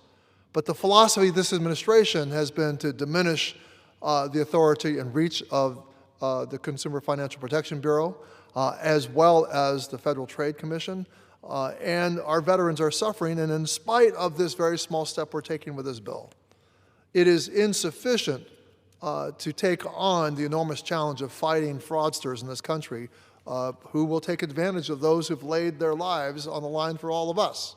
But with that, I do urge my colleagues to support this legislation, and I'll intend to vote yes, and I yield back the balance of my time. Gentleman from California yields. Gentleman from Illinois is recognized to close. Thank you, Mr. Speaker. I would like to encourage all of my members to support this piece of legislation. I think it's a wonderful piece of legislation. It's way overdue. And with that, I will yield back the balance of my time. The question is, will the House suspend the rules and pass the bill H.R. 1663 as amended? Those in favor, say aye. Those opposed, no. In the opinion of the chair, two-thirds being in the affirmative, the rules are suspended, the bill is passed, and without objection, the motion to reconsider is laid on the table.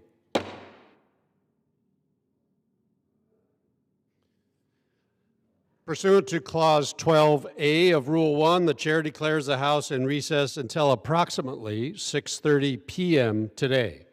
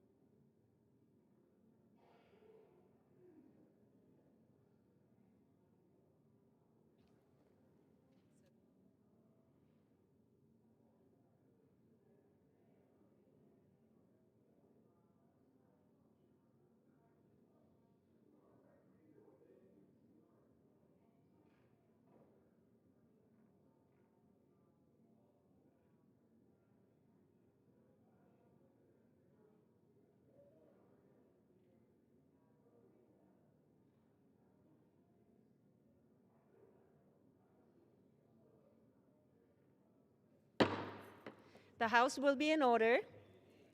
Proceedings will resume on motions to suspend the rules previously postponed. Votes will be taken in the following order: H.R. 5763 and H.R. 5764. The first electronic vote will be conducted as a 15-minute vote. Pursuant to Clause 9 of Rule 20, remaining electronic votes will be conducted as 5-minute votes.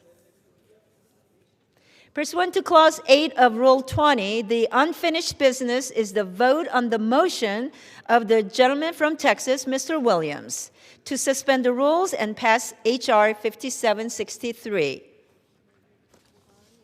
on which the yeas and nays are ordered. The clerk will report the title. Union Calendar Number 354, H.R. 5763, a bill to amend the Small Business Investment Act of 1958 to modify the criteria for loans for plant acquisition, construction, conversion, or expansion, and for other purposes.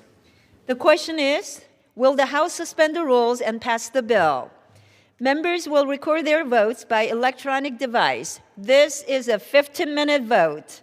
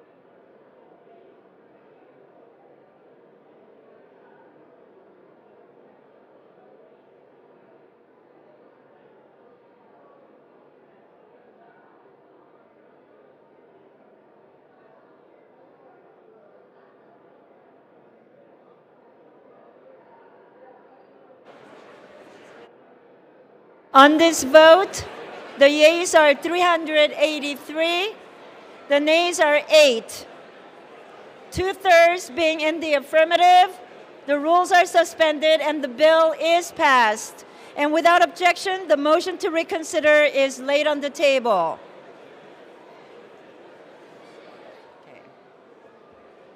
Next one to Clause 8 of Rule 20. The unfinished business is the vote on the motion of the gentleman from Texas, Mr. Williams, to suspend the rules and pass H.R. 5764. As amended, on which the yeas and nays are ordered, the clerk will report the title.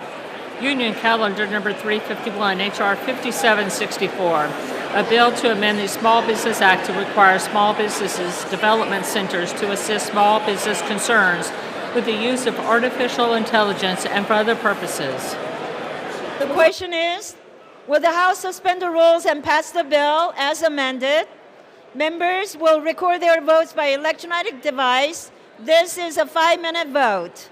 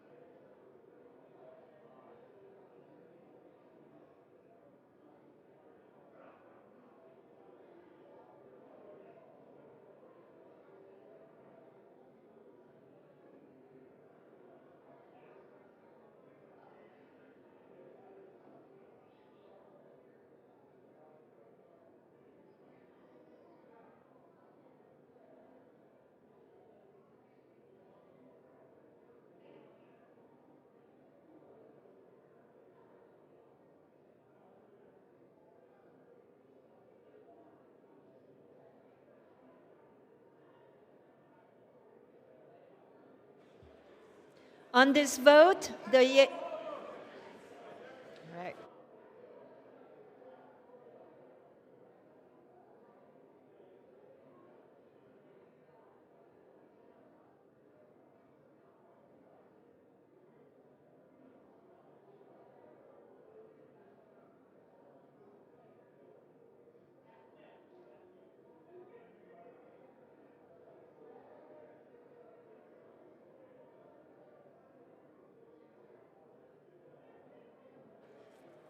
On this vote, the yeas are 395, the nays are 14.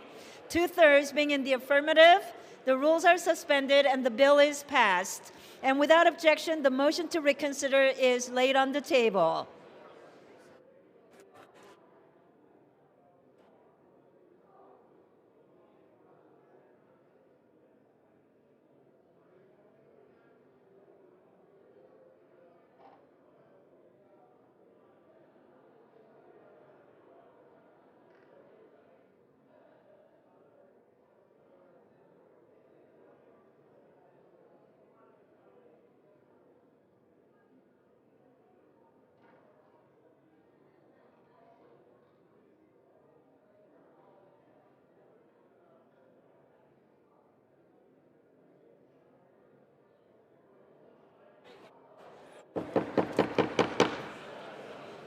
If we could take conversations to the hallway, please.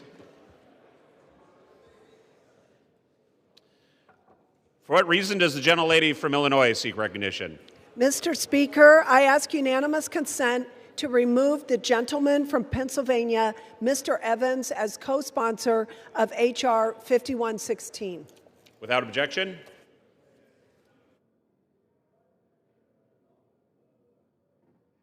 The chair lays before the House the following enrolled bill.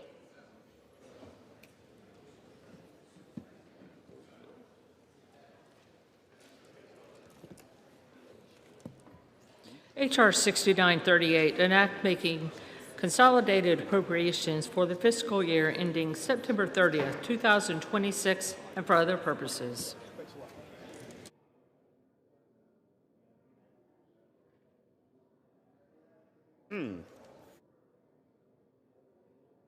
Chair will now entertain requests for 1-minute speeches. For what purpose does the good gentleman from Florida seek recognition? My remarks. Without objection, the gentleman is recognized for 1 minute.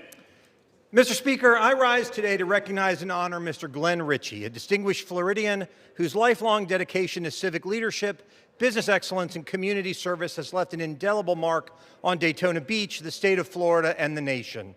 Mr. Ritchie is the former mayor of Daytona Beach, serving from 2006 to 2012. He contributed his time to a wide range of civic, educational, and charitable organizations. His service demonstrates a steadfast commitment to progress and public good. His accomplishments have been recognized with dozens of prestigious awards, including the United Way Herbert M. Davidson Award for Outstanding Community Service and NAACP Humanitarian of the Year Award. In 2019, he was honored for the 18th consecutive year as a GM Dealer of the Year, one of only 3 dealers in the nation to hold that distinction. Glenn Ritchie is also a proud family man with 4 children, 9 grandchildren, and 4 great-grandchildren. Mr. Speaker, it's a privilege to honor Glenn Ritchie for a life dedicated to service, leadership, and community. He embodies the very best of American leadership, and I ask my colleagues to join me in recognizing his remarkable contributions. Mr. Speaker, I yield back. Thank you. For what purpose does the gentleman from South Carolina seek recognition?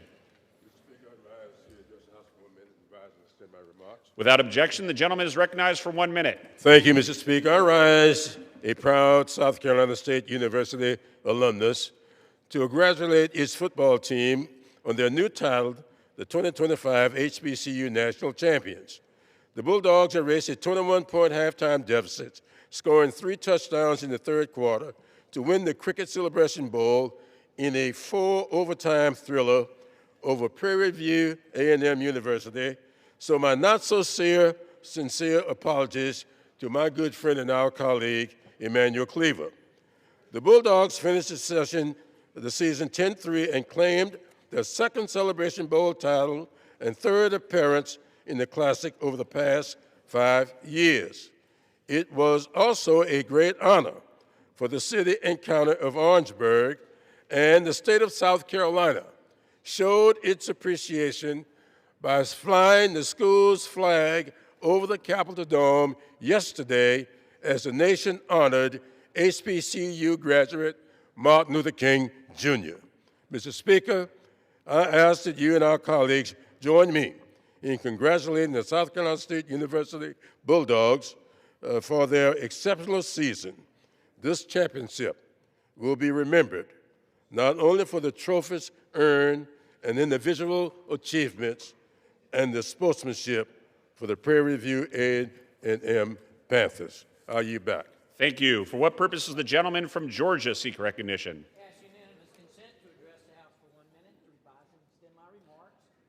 Without objection, the gentleman is recognized for 1 minute. Mr. Speaker, I rise today to urge the House to immediately consider and pass the FDA Modernization Act 3.0, which reduces unnecessary animal testing. Many of our families would feel incomplete without the pets and animals that bring unconditional love to our lives. However, there are millions of animals in our country that are forced into inhumane testing for pharmaceutical development. When I think about health care policy in Congress, I recognize the need to protect the lives of those who cannot defend themselves. In 2022, I helped pass the FDA Modernization Act 2.0, allowing drug developers to use modern animal-free testing methods for the first time. This act was intended to cut the requirements from the FDA that put so many animals in harm's way. Unfortunately, under the Biden administration, the FDA did not fully implement this law, limiting its effectiveness and leaving animals at risk. That's why I introduced a bill called the FDA Modernization Act 3.0 to compel the FDA's career bureaucrats to finally implement the will of the Congress and the American people. This bill not only helps to reduce and replace the use of animals in non-clinical research, but it works to improve these methods and reduce the time of drug development. Mr. Speaker, by passing this bill, Congress can save animal lives and accelerate the delivery of safer, more affordable, and effective medications. Thank you, Mr. Speaker, and I yield back. Thank you. For what purpose does the gentleman from New York seek recognition? Mr. Speaker, I ask unanimous consent to address the House for 1 minute and to revise and extend my remarks. Without objection, the gentleman is recognized for 1 minute. Thank you, Mr. Speaker. Mr. Speaker, I rise today to recognize and salute the exceptional life of M. Christina Sellen, known as Chris to all of her friends, a resident of New Rochelle and a tremendous community leader. Chris is, by profession, a lawyer with a practice in business and commercial law. She's an active member of the New Rochelle Bar Association as part of that commitment to the law. But Chris's work goes well beyond that. She served for over a decade as a councilwoman on the New Rochelle City Council, representing the city's South End, service as president of the New Rochelle Public Library Foundation, active in her neighborhood Sutton Manor Residents Association, and an ever-present participant at major community events. The summer concerts and all of the other programs always happen with Chris present and participating. In testimony to her community impact, she was named Grand Marshal for the 2025 New Rochelle Thanksgiving Day Parade, the largest such parade in the county, and she's received numerous awards and recognitions. This week, Chris celebrates her 80th birthday at a soiree at Alvin and Friends, the popular downtown New Rochelle establishment, where she will be surrounded by friends and well-wishers. From the floor of the House of Representatives, we salute this neighbor and friend who is making a tremendous contribution every day to her profession and to her home community. Thank you, Mr. Speaker, and I yield back. Thank you. For what purpose does the gentleman from New York seek recognition? I ask unanimous consent to address the House for 1 minute and to revise and extend my remarks. Without objection, the gentleman is recognized for 1 minute. Mr. Speaker, I rise today to recognize an extraordinary milestone for one of our community's most cherished institutions, Helen Hayes Hospital, celebrating over 125 years of service as of last year. Founded in 1900 as one of our nation's earliest hospitals dedicated to caring for children with physical disabilities, Helen Hayes Hospital has grown from a small cottage in Tarrytown to a nationally recognized leader in rehabilitation right in the heart of West Havistraw. For generations, families across the Hudson Valley and far beyond have turned to Helen Hayes during some of their most challenging moments, including my grandmother, who was recovering from a heart attack. And time after time, the doctors, nurses, therapists, and staff have delivered world-class care rooted in compassion, expertise, and a deep commitment to every patient's recovery. From treating children affected by tuberculosis and polio to helping today's patients rebuild their lives after strokes, spinal cord injuries, brain injuries, and complex surgeries, Helen Hayes Hospital has never wavered in its mission. Thank you to every member of their team, past and present, for the life-changing work they have done for our community for the last 125 years. For what purpose does the gentlelady from Oregon seek recognition?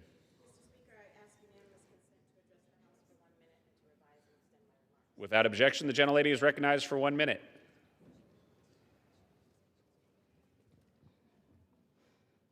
Mr. Speaker, Mr. Speaker, Mr. Speaker, I would like to offer my impression of a congressional member owl who will not stand up to the unconstitutional acts of this administration. Who? Who, me? Everything's okay. I see the beatings on TV. I see ICE showing up at people's doors. I see what's happening. But I'm not getting in the way. I'm going to keep my head down. Thank you. I yield back. Thank you. For what purpose does the gentleman from Indiana seek recognition?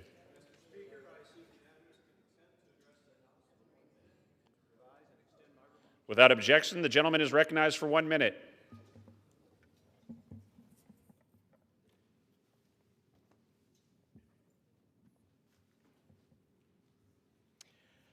Mr. Speaker, last night the country watched something nobody predicted. Indiana national football champions. Our Hoosiers beat Miami 27-21 and finished a perfect season and brought the title home to Indiana. I say that as a proud IU alum, former chairman of our IU Alumni Association, 800,000 living alumni strong. My wife Mary and I have been cheering on our Hoosiers since college days, and we'll be talking about this play for a long time. 4th and 5, Fernando Mendoza puts his head down, bounces off defenders, spin stretches, and powers in for the touchdown. Coach Curt Cignetti took over just 2 seasons ago. No shortcuts, no gimmicks, just work and belief. Congratulations to IU's President Pam Whitten, our AD Scott Dolson, every player and coach, and our Hoosier fans who never gave up. Coach Cignetti said of this season, it'd make a hell of a movie. And he's right. I yield back. Congratulations indeed. For what purpose does the gentlelady from New Mexico seek recognition? Mr. Speaker, I ask for 1 minute to address the House and to revise and extend my remarks. Without objection, the gentlelady is recognized for 1 minute. Mr. Speaker, it is beyond time to defund ICE. Beyond time to stop the violence, beyond time to stop the unfettered use of force against our communities, to stop the lawless violation of human and civil rights, and beyond time, Mr. Speaker, to stop the rot from the top, which has turned this agency into a rogue and lawless force that is terrorizing our communities. This week, this House will consider funding for DHS and giving more funding to ICE. So let me be clear, Mr. Speaker, I am not only a no, I am a hell no. From unleashing violence in Minneapolis to dog whistles from the White House, I have received countless calls from New Mexicans calling for an end to this violence because we cannot and we will not allow ICE to tear our country apart. We refuse to allow this administration to terrorize this country, and that is why I will be damned if we give one more dollar to that rogue organization, Mr. Speaker, and that is why I will vote no, The gentlelady's time has expired. And that is why we must defund ICE. Thank you. For what purpose does the gentlelady from New Jersey seek recognition? Without objection, the gentlelady is recognized for 1 minute. Mr. Speaker, I rise to congratulate the winners of the 2025 New Jersey Times Black History Month Congressional Essay Contest. I love this contest because it showcases the amazing talent found in the halls of our New Jersey 10 schools, uplifting our prolific young writers writers is vital to empowering the next generation of New Jersey leaders. Last year, Emma Andre from Cranford High School, Mia Jones from University High School, Bruno Mendez from Science Park High School, and Chris Takuri from Science Park High School, and Demetrius Williams from East Orange STEM High School were each recognized for their tributes to Black history trailblazers. And this year, the contest continues in celebration of the 100th anniversary of Black History Month. So 100 years later, where do we go from here? I'm challenging New Jersey Thames students to ponder this question and examine the current state of Black history, envisioning its future for generations to come. Submissions are due by February 23rd. With that, I yield back. Thank you. For what purpose does the gentlelady from Ohio seek recognition? Without objection, the gentlelady is recognized for 1 minute. Thank you. Mr. Speaker, yesterday, alongside hundreds of Ohioans, our community of Toledo celebrated the sacrificial life and works of Reverend Dr. Martin Luther King. Macedonia Baptist Church in Toledo and its rousing choir welcomed guest speaker, NAACP's National Executive Board member, Reverend Dr. Wendell Anthony, who spoke eloquently of the living legacy of Reverend Dr. King. One quote of Dr. King remains alive, and there are so many that do, but is particularly poignant and courageous. He said, "I'm not one to lose hope. I keep on hoping. I still have faith in the future, but I've had to analyze many things over the last few years. And I would say over the last few months, I've gone through a lot of soul searching, frankly, agonizing moments, and I've come to see that we have many more difficulties ahead. Some of the old optimism was a little superficial. Now it must be tempered with solid realism, and I think the realistic fact is that we still have a long, long way to go." Mr. Speaker, he worked until his life was taken from him for hope, optimism, and to build a better world every day. I share that with every citizen of our country. Thank you, Mr. Speaker. I yield back. Thank you. For what purpose does the gentleman from New York seek recognition?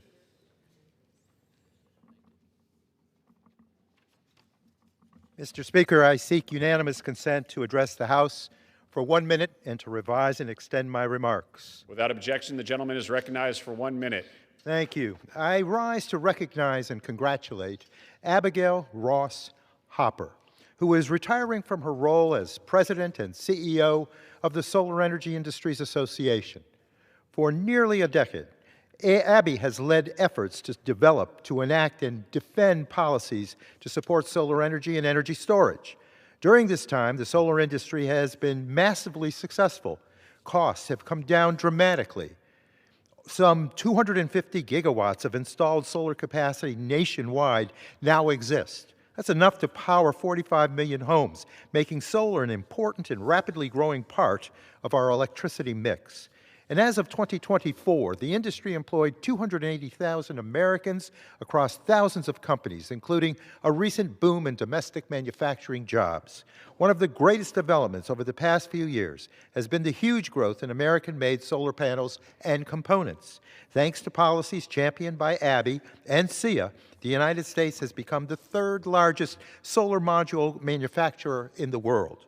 While I'm saddened by Abby's departure, I am confident that because of her leadership, the solar industry is well positioned to continue playing a leading role in delivering the affordable, reliable, and pollution-free electricity that Americans are indeed counting on. And with that, Mr. Speaker, I yield back. Thank you. Under the Speaker's announced policy of January 3rd, 2025, the gentlewoman from Virginia, Ms. McClellan, is recognized for 60 minutes as the designee of the Minority Leader.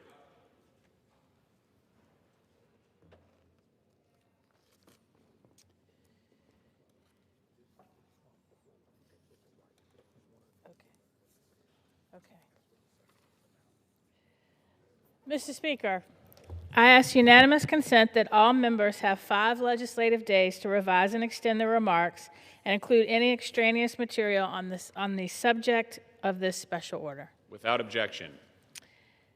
Thank you, Mr. Speaker. It is with great honor that I rise today to anchor this Congressional Black Caucus Special Order Hour. As we celebrate the life and legacy of Dr. Martin Luther King, Jr., whose national holiday was yesterday, who would have been 97 years old on January 15th. Mr. Speaker, 1 year ago today was Dr. King Day.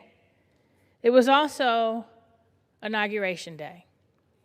And as I sat in the rotunda watching the president take the oath of office, I couldn't help but ponder the final question that Dr. King pondered in the last year of his life. Where do we go from here? Chaos or community? Dr. King asked this question after the victory of the Civil Rights Act, after the victory of the Voting Rights Act. And he pondered, what should the Black community do with this extraordinary power, the power of the vote, when for the first time in American history, a government by, of, and for the people finally included Black Americans. He focused on addressing poverty. He focused on addressing discrimination. He focused on addressing war. I thought about another speech that he gave shortly before he died, called Remaining Awake Through a Great Revolution. Because before Inauguration Day, one of the architects of Project 2025, which has become the blueprint for the second Trump administration, said, this is the second American Revolution, which will be peaceful if the left allows it.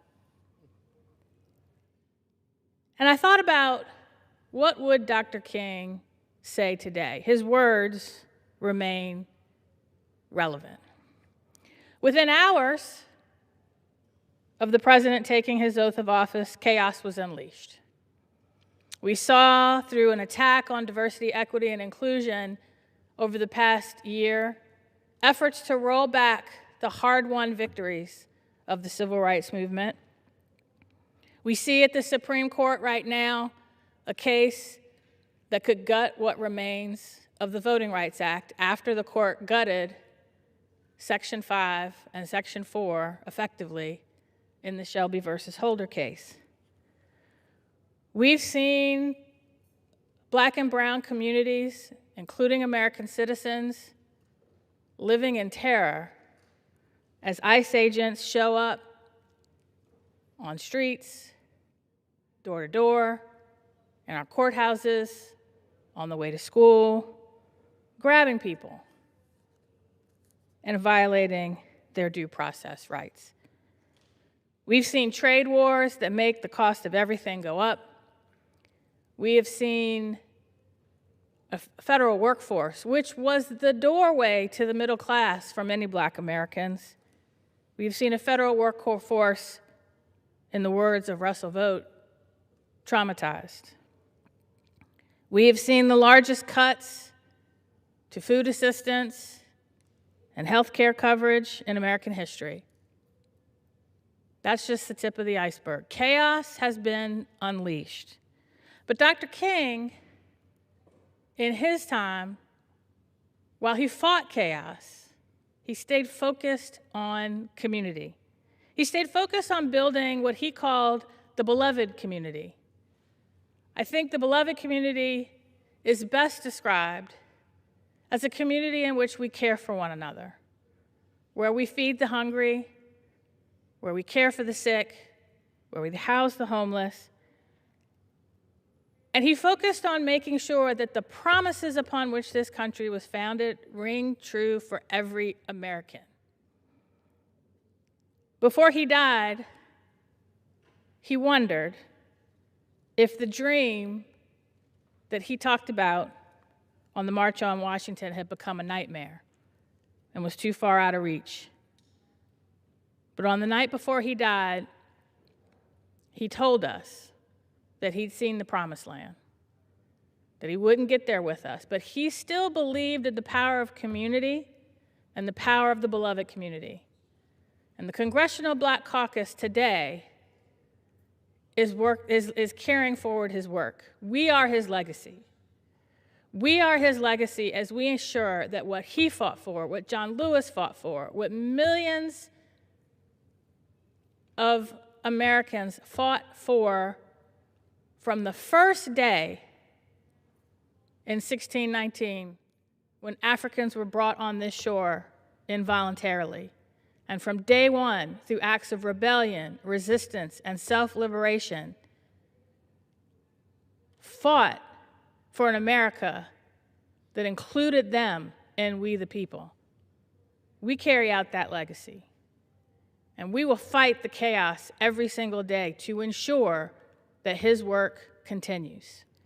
Whether it's expanding the right to vote, whether it's fighting unjust wars, whether it is working to eradicate poverty, whether it's standing up for the constitutional rights of every American. As the conscience of the Congress, we will continue that legacy. Mr. Speaker, it is now my pleasure to yield to our chairwoman, the Congresswoman from New York, Yvette Clarke.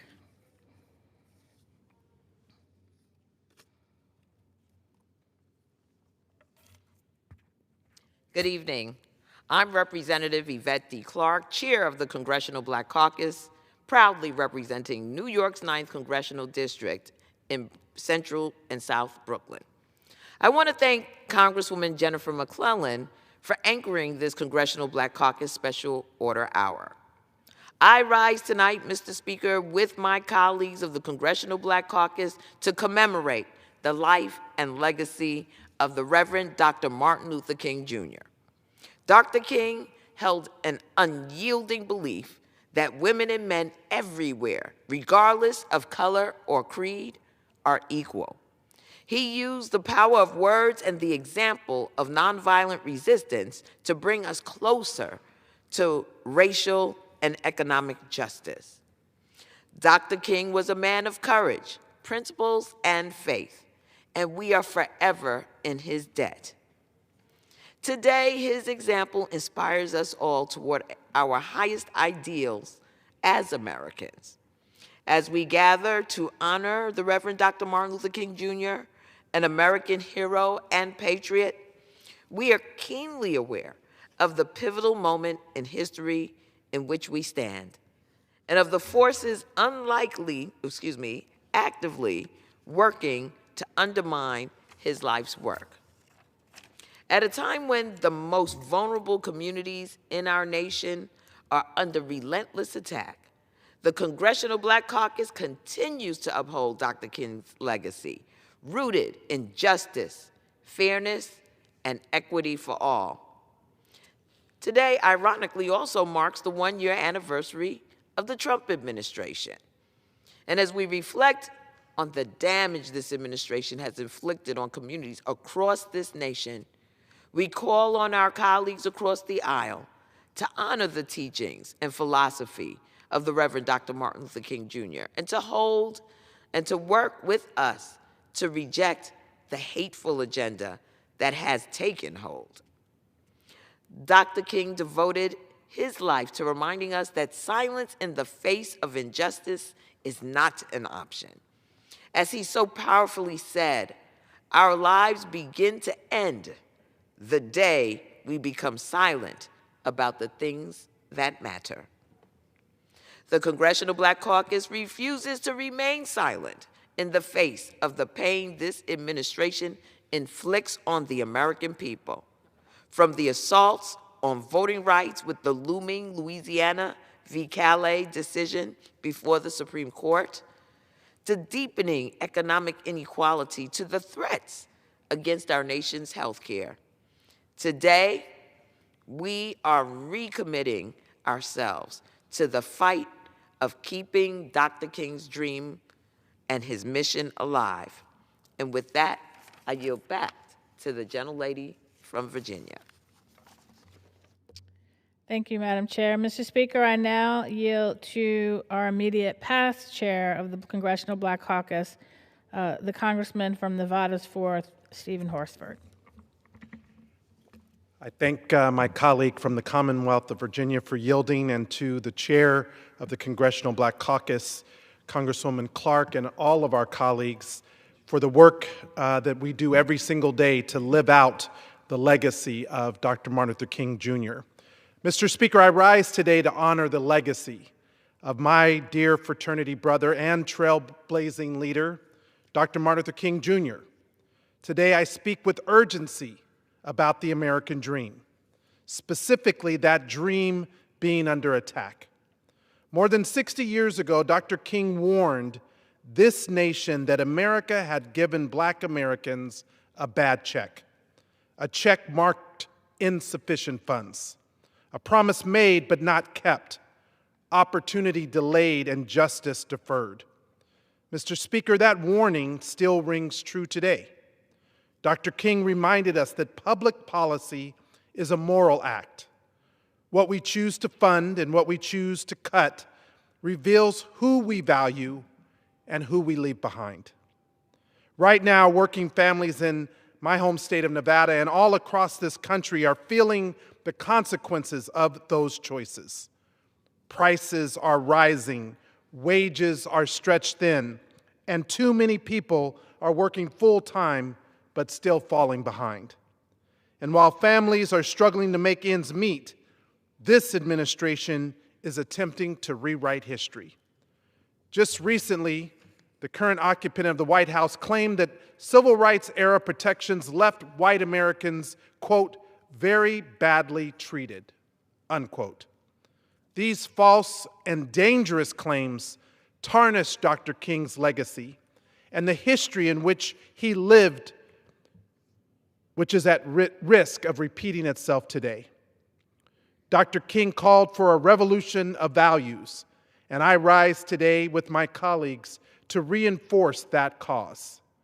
Today, that revolution means choosing people over profits, workers over Wall Street, and families over special interest. The American dream is not dead, but it is under attack. If we lead with courage, invest with purpose, and govern with our values, we can revive it for Nevada and for our entire nation. That is how we honor Dr. King's legacy, by building an America of equal opportunity, of shared prosperity and dignity for all. So I encourage all of my colleagues, regardless of party lines, to do their part in honoring Dr. King through their actions. That is how we carry on his legacy, and that is how we revive the dream. I yield back. Thank you, Mr. Speaker, and thank you, Congressman Horsford. I now yield to the Congresswoman from North Carolina's 4th District, Congresswoman Valerie Fouché.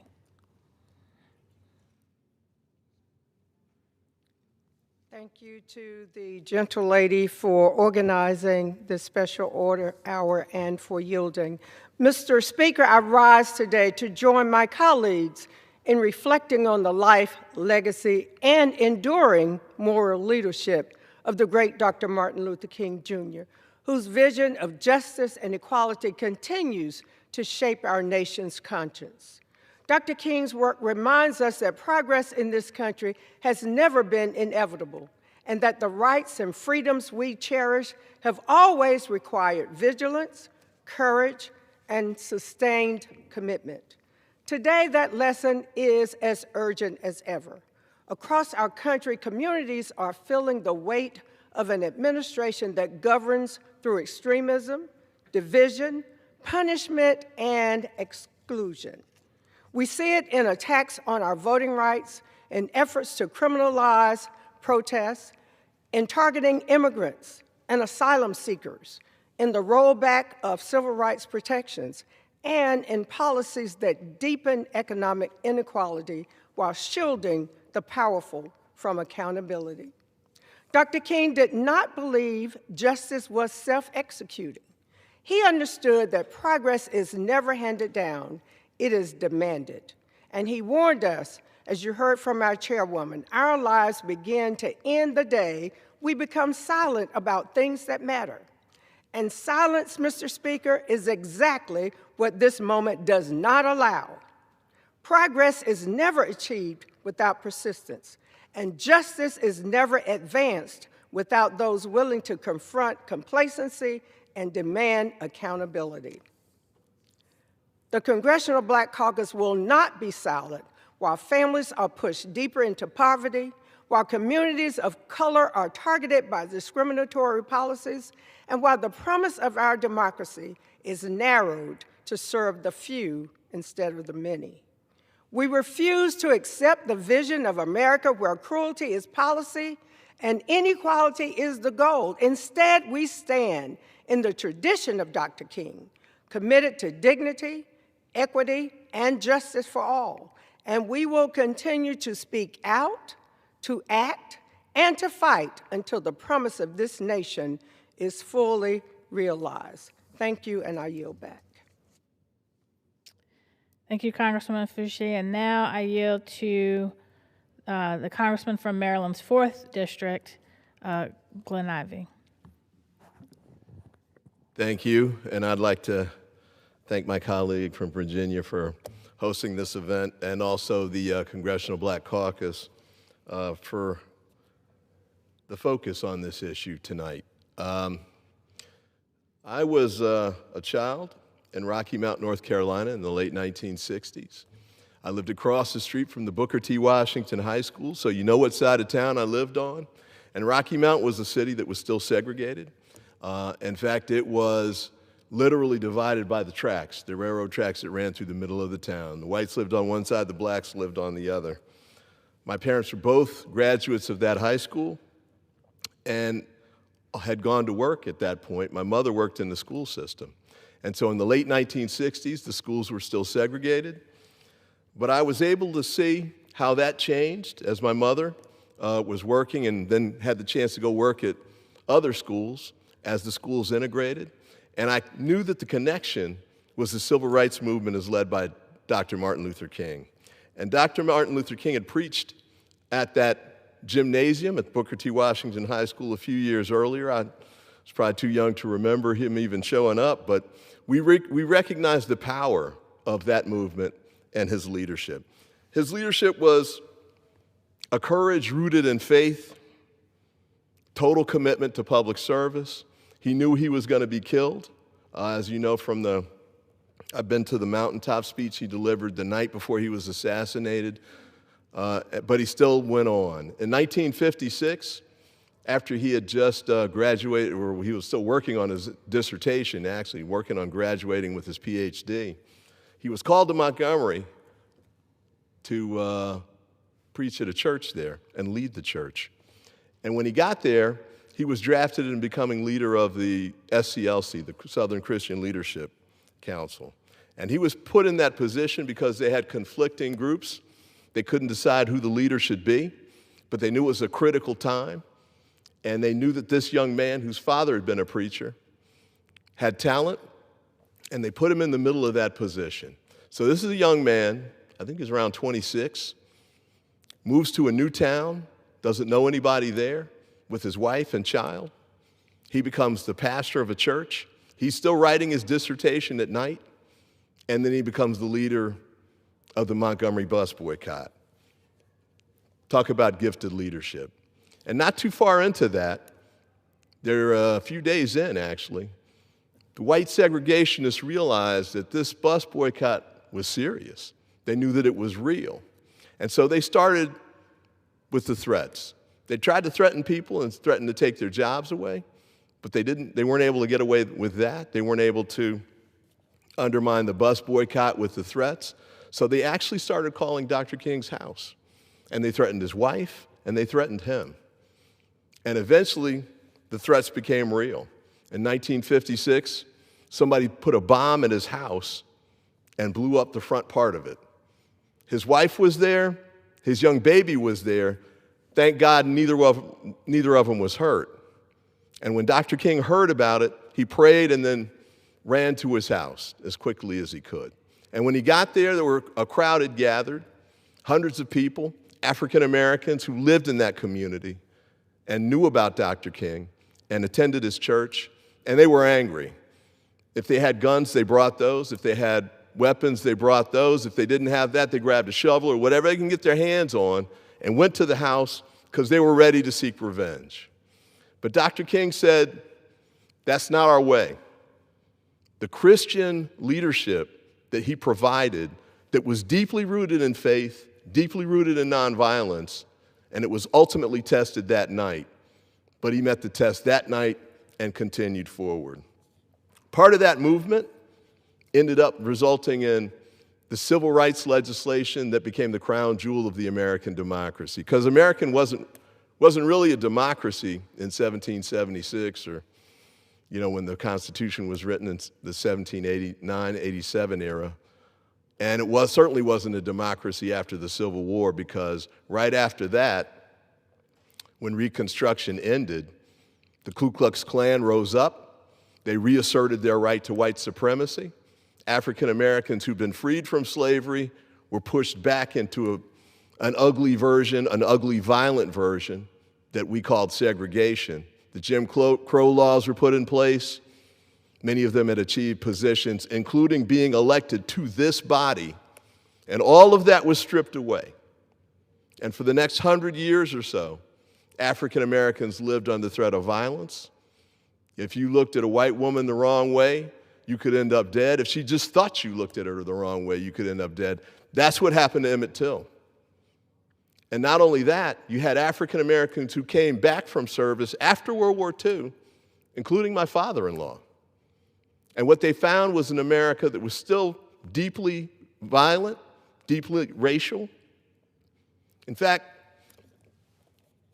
one of the veterans that came back who'd served on the military and fought in World War II had his eyes gouged out when he came back. An act of violence that shocked the country, but didn't shock it enough.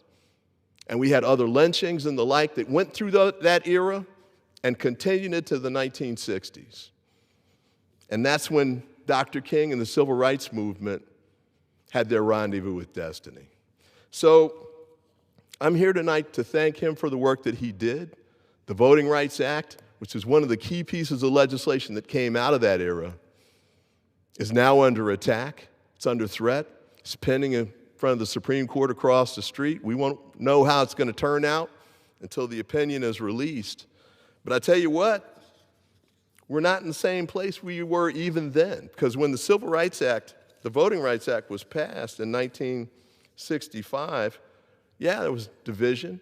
There were people who opposed it. There were segregationists who, they called themselves Dixiecrats then, who opposed it as well. But when it was reauthorized in 2006, the vote in the House was 390 to 33, and it passed the Senate unanimously. President Reagan had signed a previous reauthorization. President Bush signed this one, and that was just 20 years ago. What's happened to the country since then? I'll say this. We all know that the vote is the most powerful tool in a democracy. We all know that there are challenges to votes and voting ability and voting rights across the country. We have disagreements, I suppose, with our Republican colleagues about some of that, but we need to make sure we remain vigilant and keep working hard to protect those rights. I had a chance over the weekend to do a couple of things. Friday, Saturday, and Sunday and Monday, I had a chance to go visit churches and groups that were celebrating Dr. King, remembering Dr. King. Went to First Baptist Church of Highland Park, Faith Temple No. 2, and the AKAs had a day of service that I was happy to go attend and have a chance to speak to them and worship with them and work with them. And they're all concerned about where the country's going and the challenges to the American democracy and the civil rights movement that gave us the rights that we have today.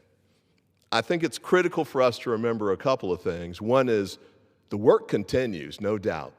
I have strong disagreements, to say the least, with the current administration, and I commit myself to fighting against the excesses and the wrongs that are going on there. On Friday, I went with a group of Democrats to Minnesota to deal with the protests there, to see them firsthand. And they reminded me in some ways of the civil rights protests from back in that era. The protests in Selma that led to the Voting Rights Act passage, the protests in Birmingham. The violence is shocking. People are dying. The shooting of Renee Good is just one of those that's reached the media attention. But there are more of these going on all across the country. And I saw clips of people and heard their testimony, people who were dragged out of cars, people who were citizens but still arrested anyway and taken to the ICE detention center and not released for hours, people who were denied the right to call for an attorney, people who were denied the basic constitutional rights that my colleague from Virginia was talking about. We've got to make sure we turn that around. We've got to make sure that we protect the rights that the civil rights movement was about defending, and even beyond that, the Fourth Amendment, the Fifth Amendment, all of those things that were put in place 250 years ago, which is the anniversary we're about to celebrate later this year. And rightly so. We're not a perfect country, we're not a perfect nation, but we've been called to a perfect mission, and we need to fulfill that mission. I think it's important to wrap up with this. Dr. King's dream, kids learn about it in school now, and they see the replays, but in some ways the dream has become a memory for many. I think it's important for us to recall that the dream is not a memory, it's a mandate, it's a mission, it's a movement that we need to continue to make sure we get that work done that Dr. King died for, and so many others died as well. So I want to thank my colleague again for putting on this event tonight, giving us a chance to remember Dr. King and think about the civil rights movement and where we're going as a nation. And I want to continue to fight alongside her and all my colleagues with the Congressional Black Caucus and my colleagues here in the House of Representatives on both sides of the aisle as we work to get this done. Thank you, and I yield back. Thank you, Congressman Ivey. Mr. Speaker, you see behind me a quote from Dr. King that he gave in an interview in 1967, where he talks about how, in many ways, the dream that he articulated in the March on Washington had become a nightmare. Most people are surprised by that. But why did it become a nightmare? Because after the victories of the Civil Rights Act, after the victory of the Voting Rights Act, when he really began to address the systemic issues facing this country of poverty, of hatred, of war, he began to see how deeply ingrained in American culture racism really was. He began to see that the systemic racism couldn't just be overcome with laws. And I think for many African Americans today, that is the heartbreak that we face.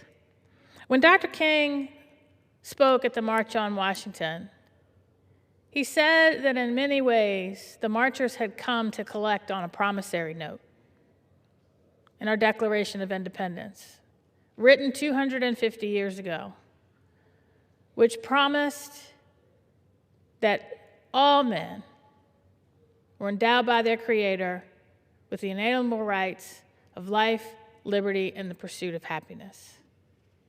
But Thomas Jefferson didn't mean all men.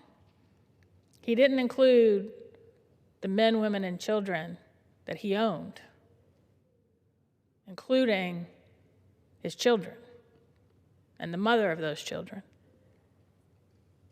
When James Madison, the architect of the Constitution, wrote the Virginia Plan that led to the Constitution, in the beginning, we the people in order to form a more perfect union, and laid out a vision of government by, of, and for the people. It didn't include all the people. My ancestors, our ancestors here in the Congressional Black Caucus, weren't even deemed people. They were deemed 3/5 of a person for purpose of apportionment, but they were treated as property, and in some cases, animals. We have a country that was literally built on the backs of a whole race of people, with an ideal that was revolutionary, that said the power of government derives from the people. And my ancestors believed in that ideal just as much as yours, Mr. Speaker, but it took us a long time to participate in that government, in that promise. That's what the Civil Rights Movement was about. But it was also about recognizing the basic decency and dignity of every human being, regardless of where they're born, regardless of how they worship, regardless of the color of their skin. But we still have a long way to go, because what diversity, equity, and inclusion recognizes is that when the Civil Rights Act and the Voting Rights Act and all of the laws that were passed because of the work of Dr. King, they weren't a magic wand that erased over 300 years of the impact of slavery and Jim Crow. That requires intentional unwinding, to recognize that you have people like my mother's family who her parents, her brothers, her sisters didn't go to school beyond the 8th grade because the state of Mississippi didn't find it important to educate black children, and while the Catholic Church did, only to the 8th grade. Their opportunities were limited. When you had neighborhoods like Jackson Ward that I represent, that was once the Harlem of the South, decisions were made to cut that neighborhood in half by a highway and segregate part of that neighborhood away from everything that they needed. Those were intentional decisions that were made, rooted in this community doesn't matter. And so part of the nightmare has been the very things used to try to erase the legacy of Jim Crow and slavery have now been weaponized against that progress. I'll hold that up. And when you see the President of the United States deride the very things used to try to eradicate the legacy of Jim Crow and slavery, to divide again, to wedge, to sow division. This is old as time.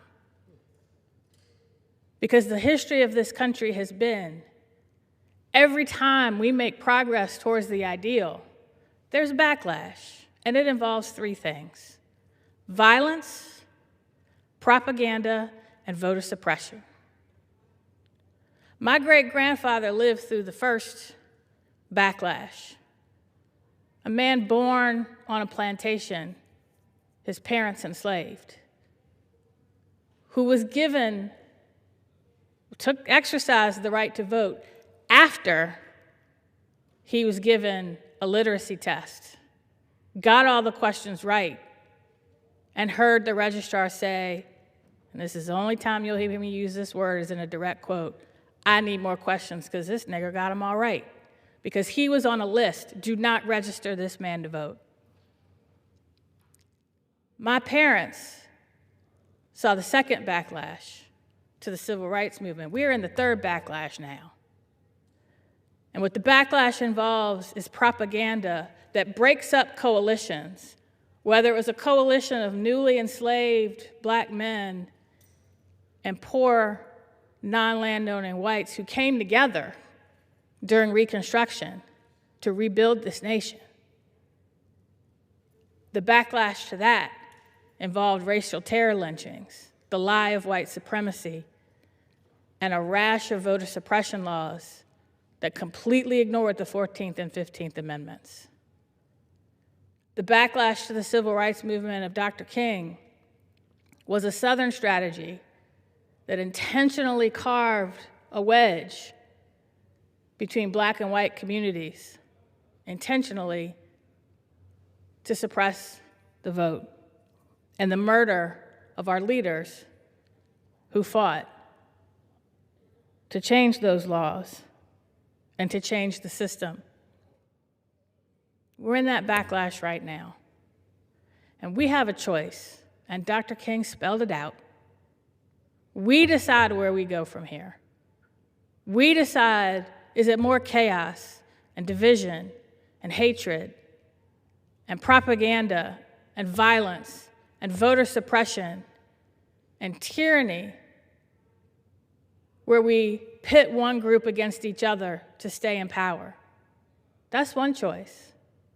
Dr. King gave his life for community, where we come together, where we work together, where we uplift each other, we care for one another, we love one another, and we live up to the ideal upon which this country was founded.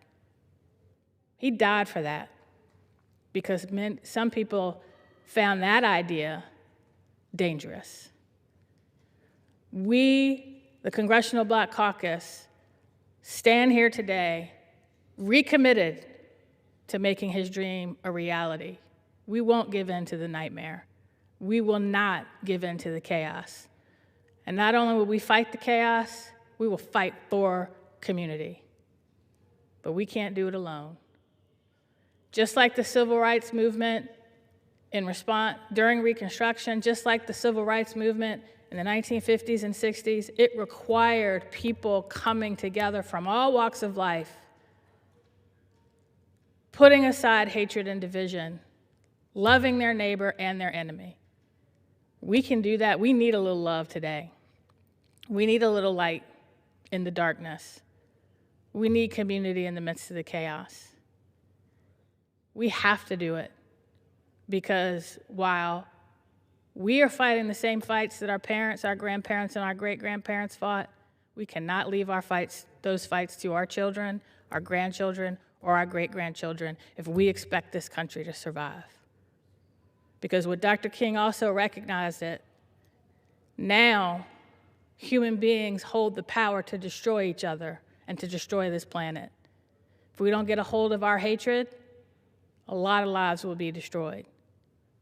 That is not what Dr. King wanted. That is not what people elect us to do. They elect us to help people and solve problems. They elect us to focus on community. Let's not give in to the chaos. And with that, I yield back. The gentlelady yields. Mr. Does the Speaker, gentlelady have a motion? Mr. Speaker, I move to adjourn. I move the House adjourn at this time. The question is on the motion to adjourn. Those in favor say aye. Those opposed, no. The ayes have it. The motion is adopted.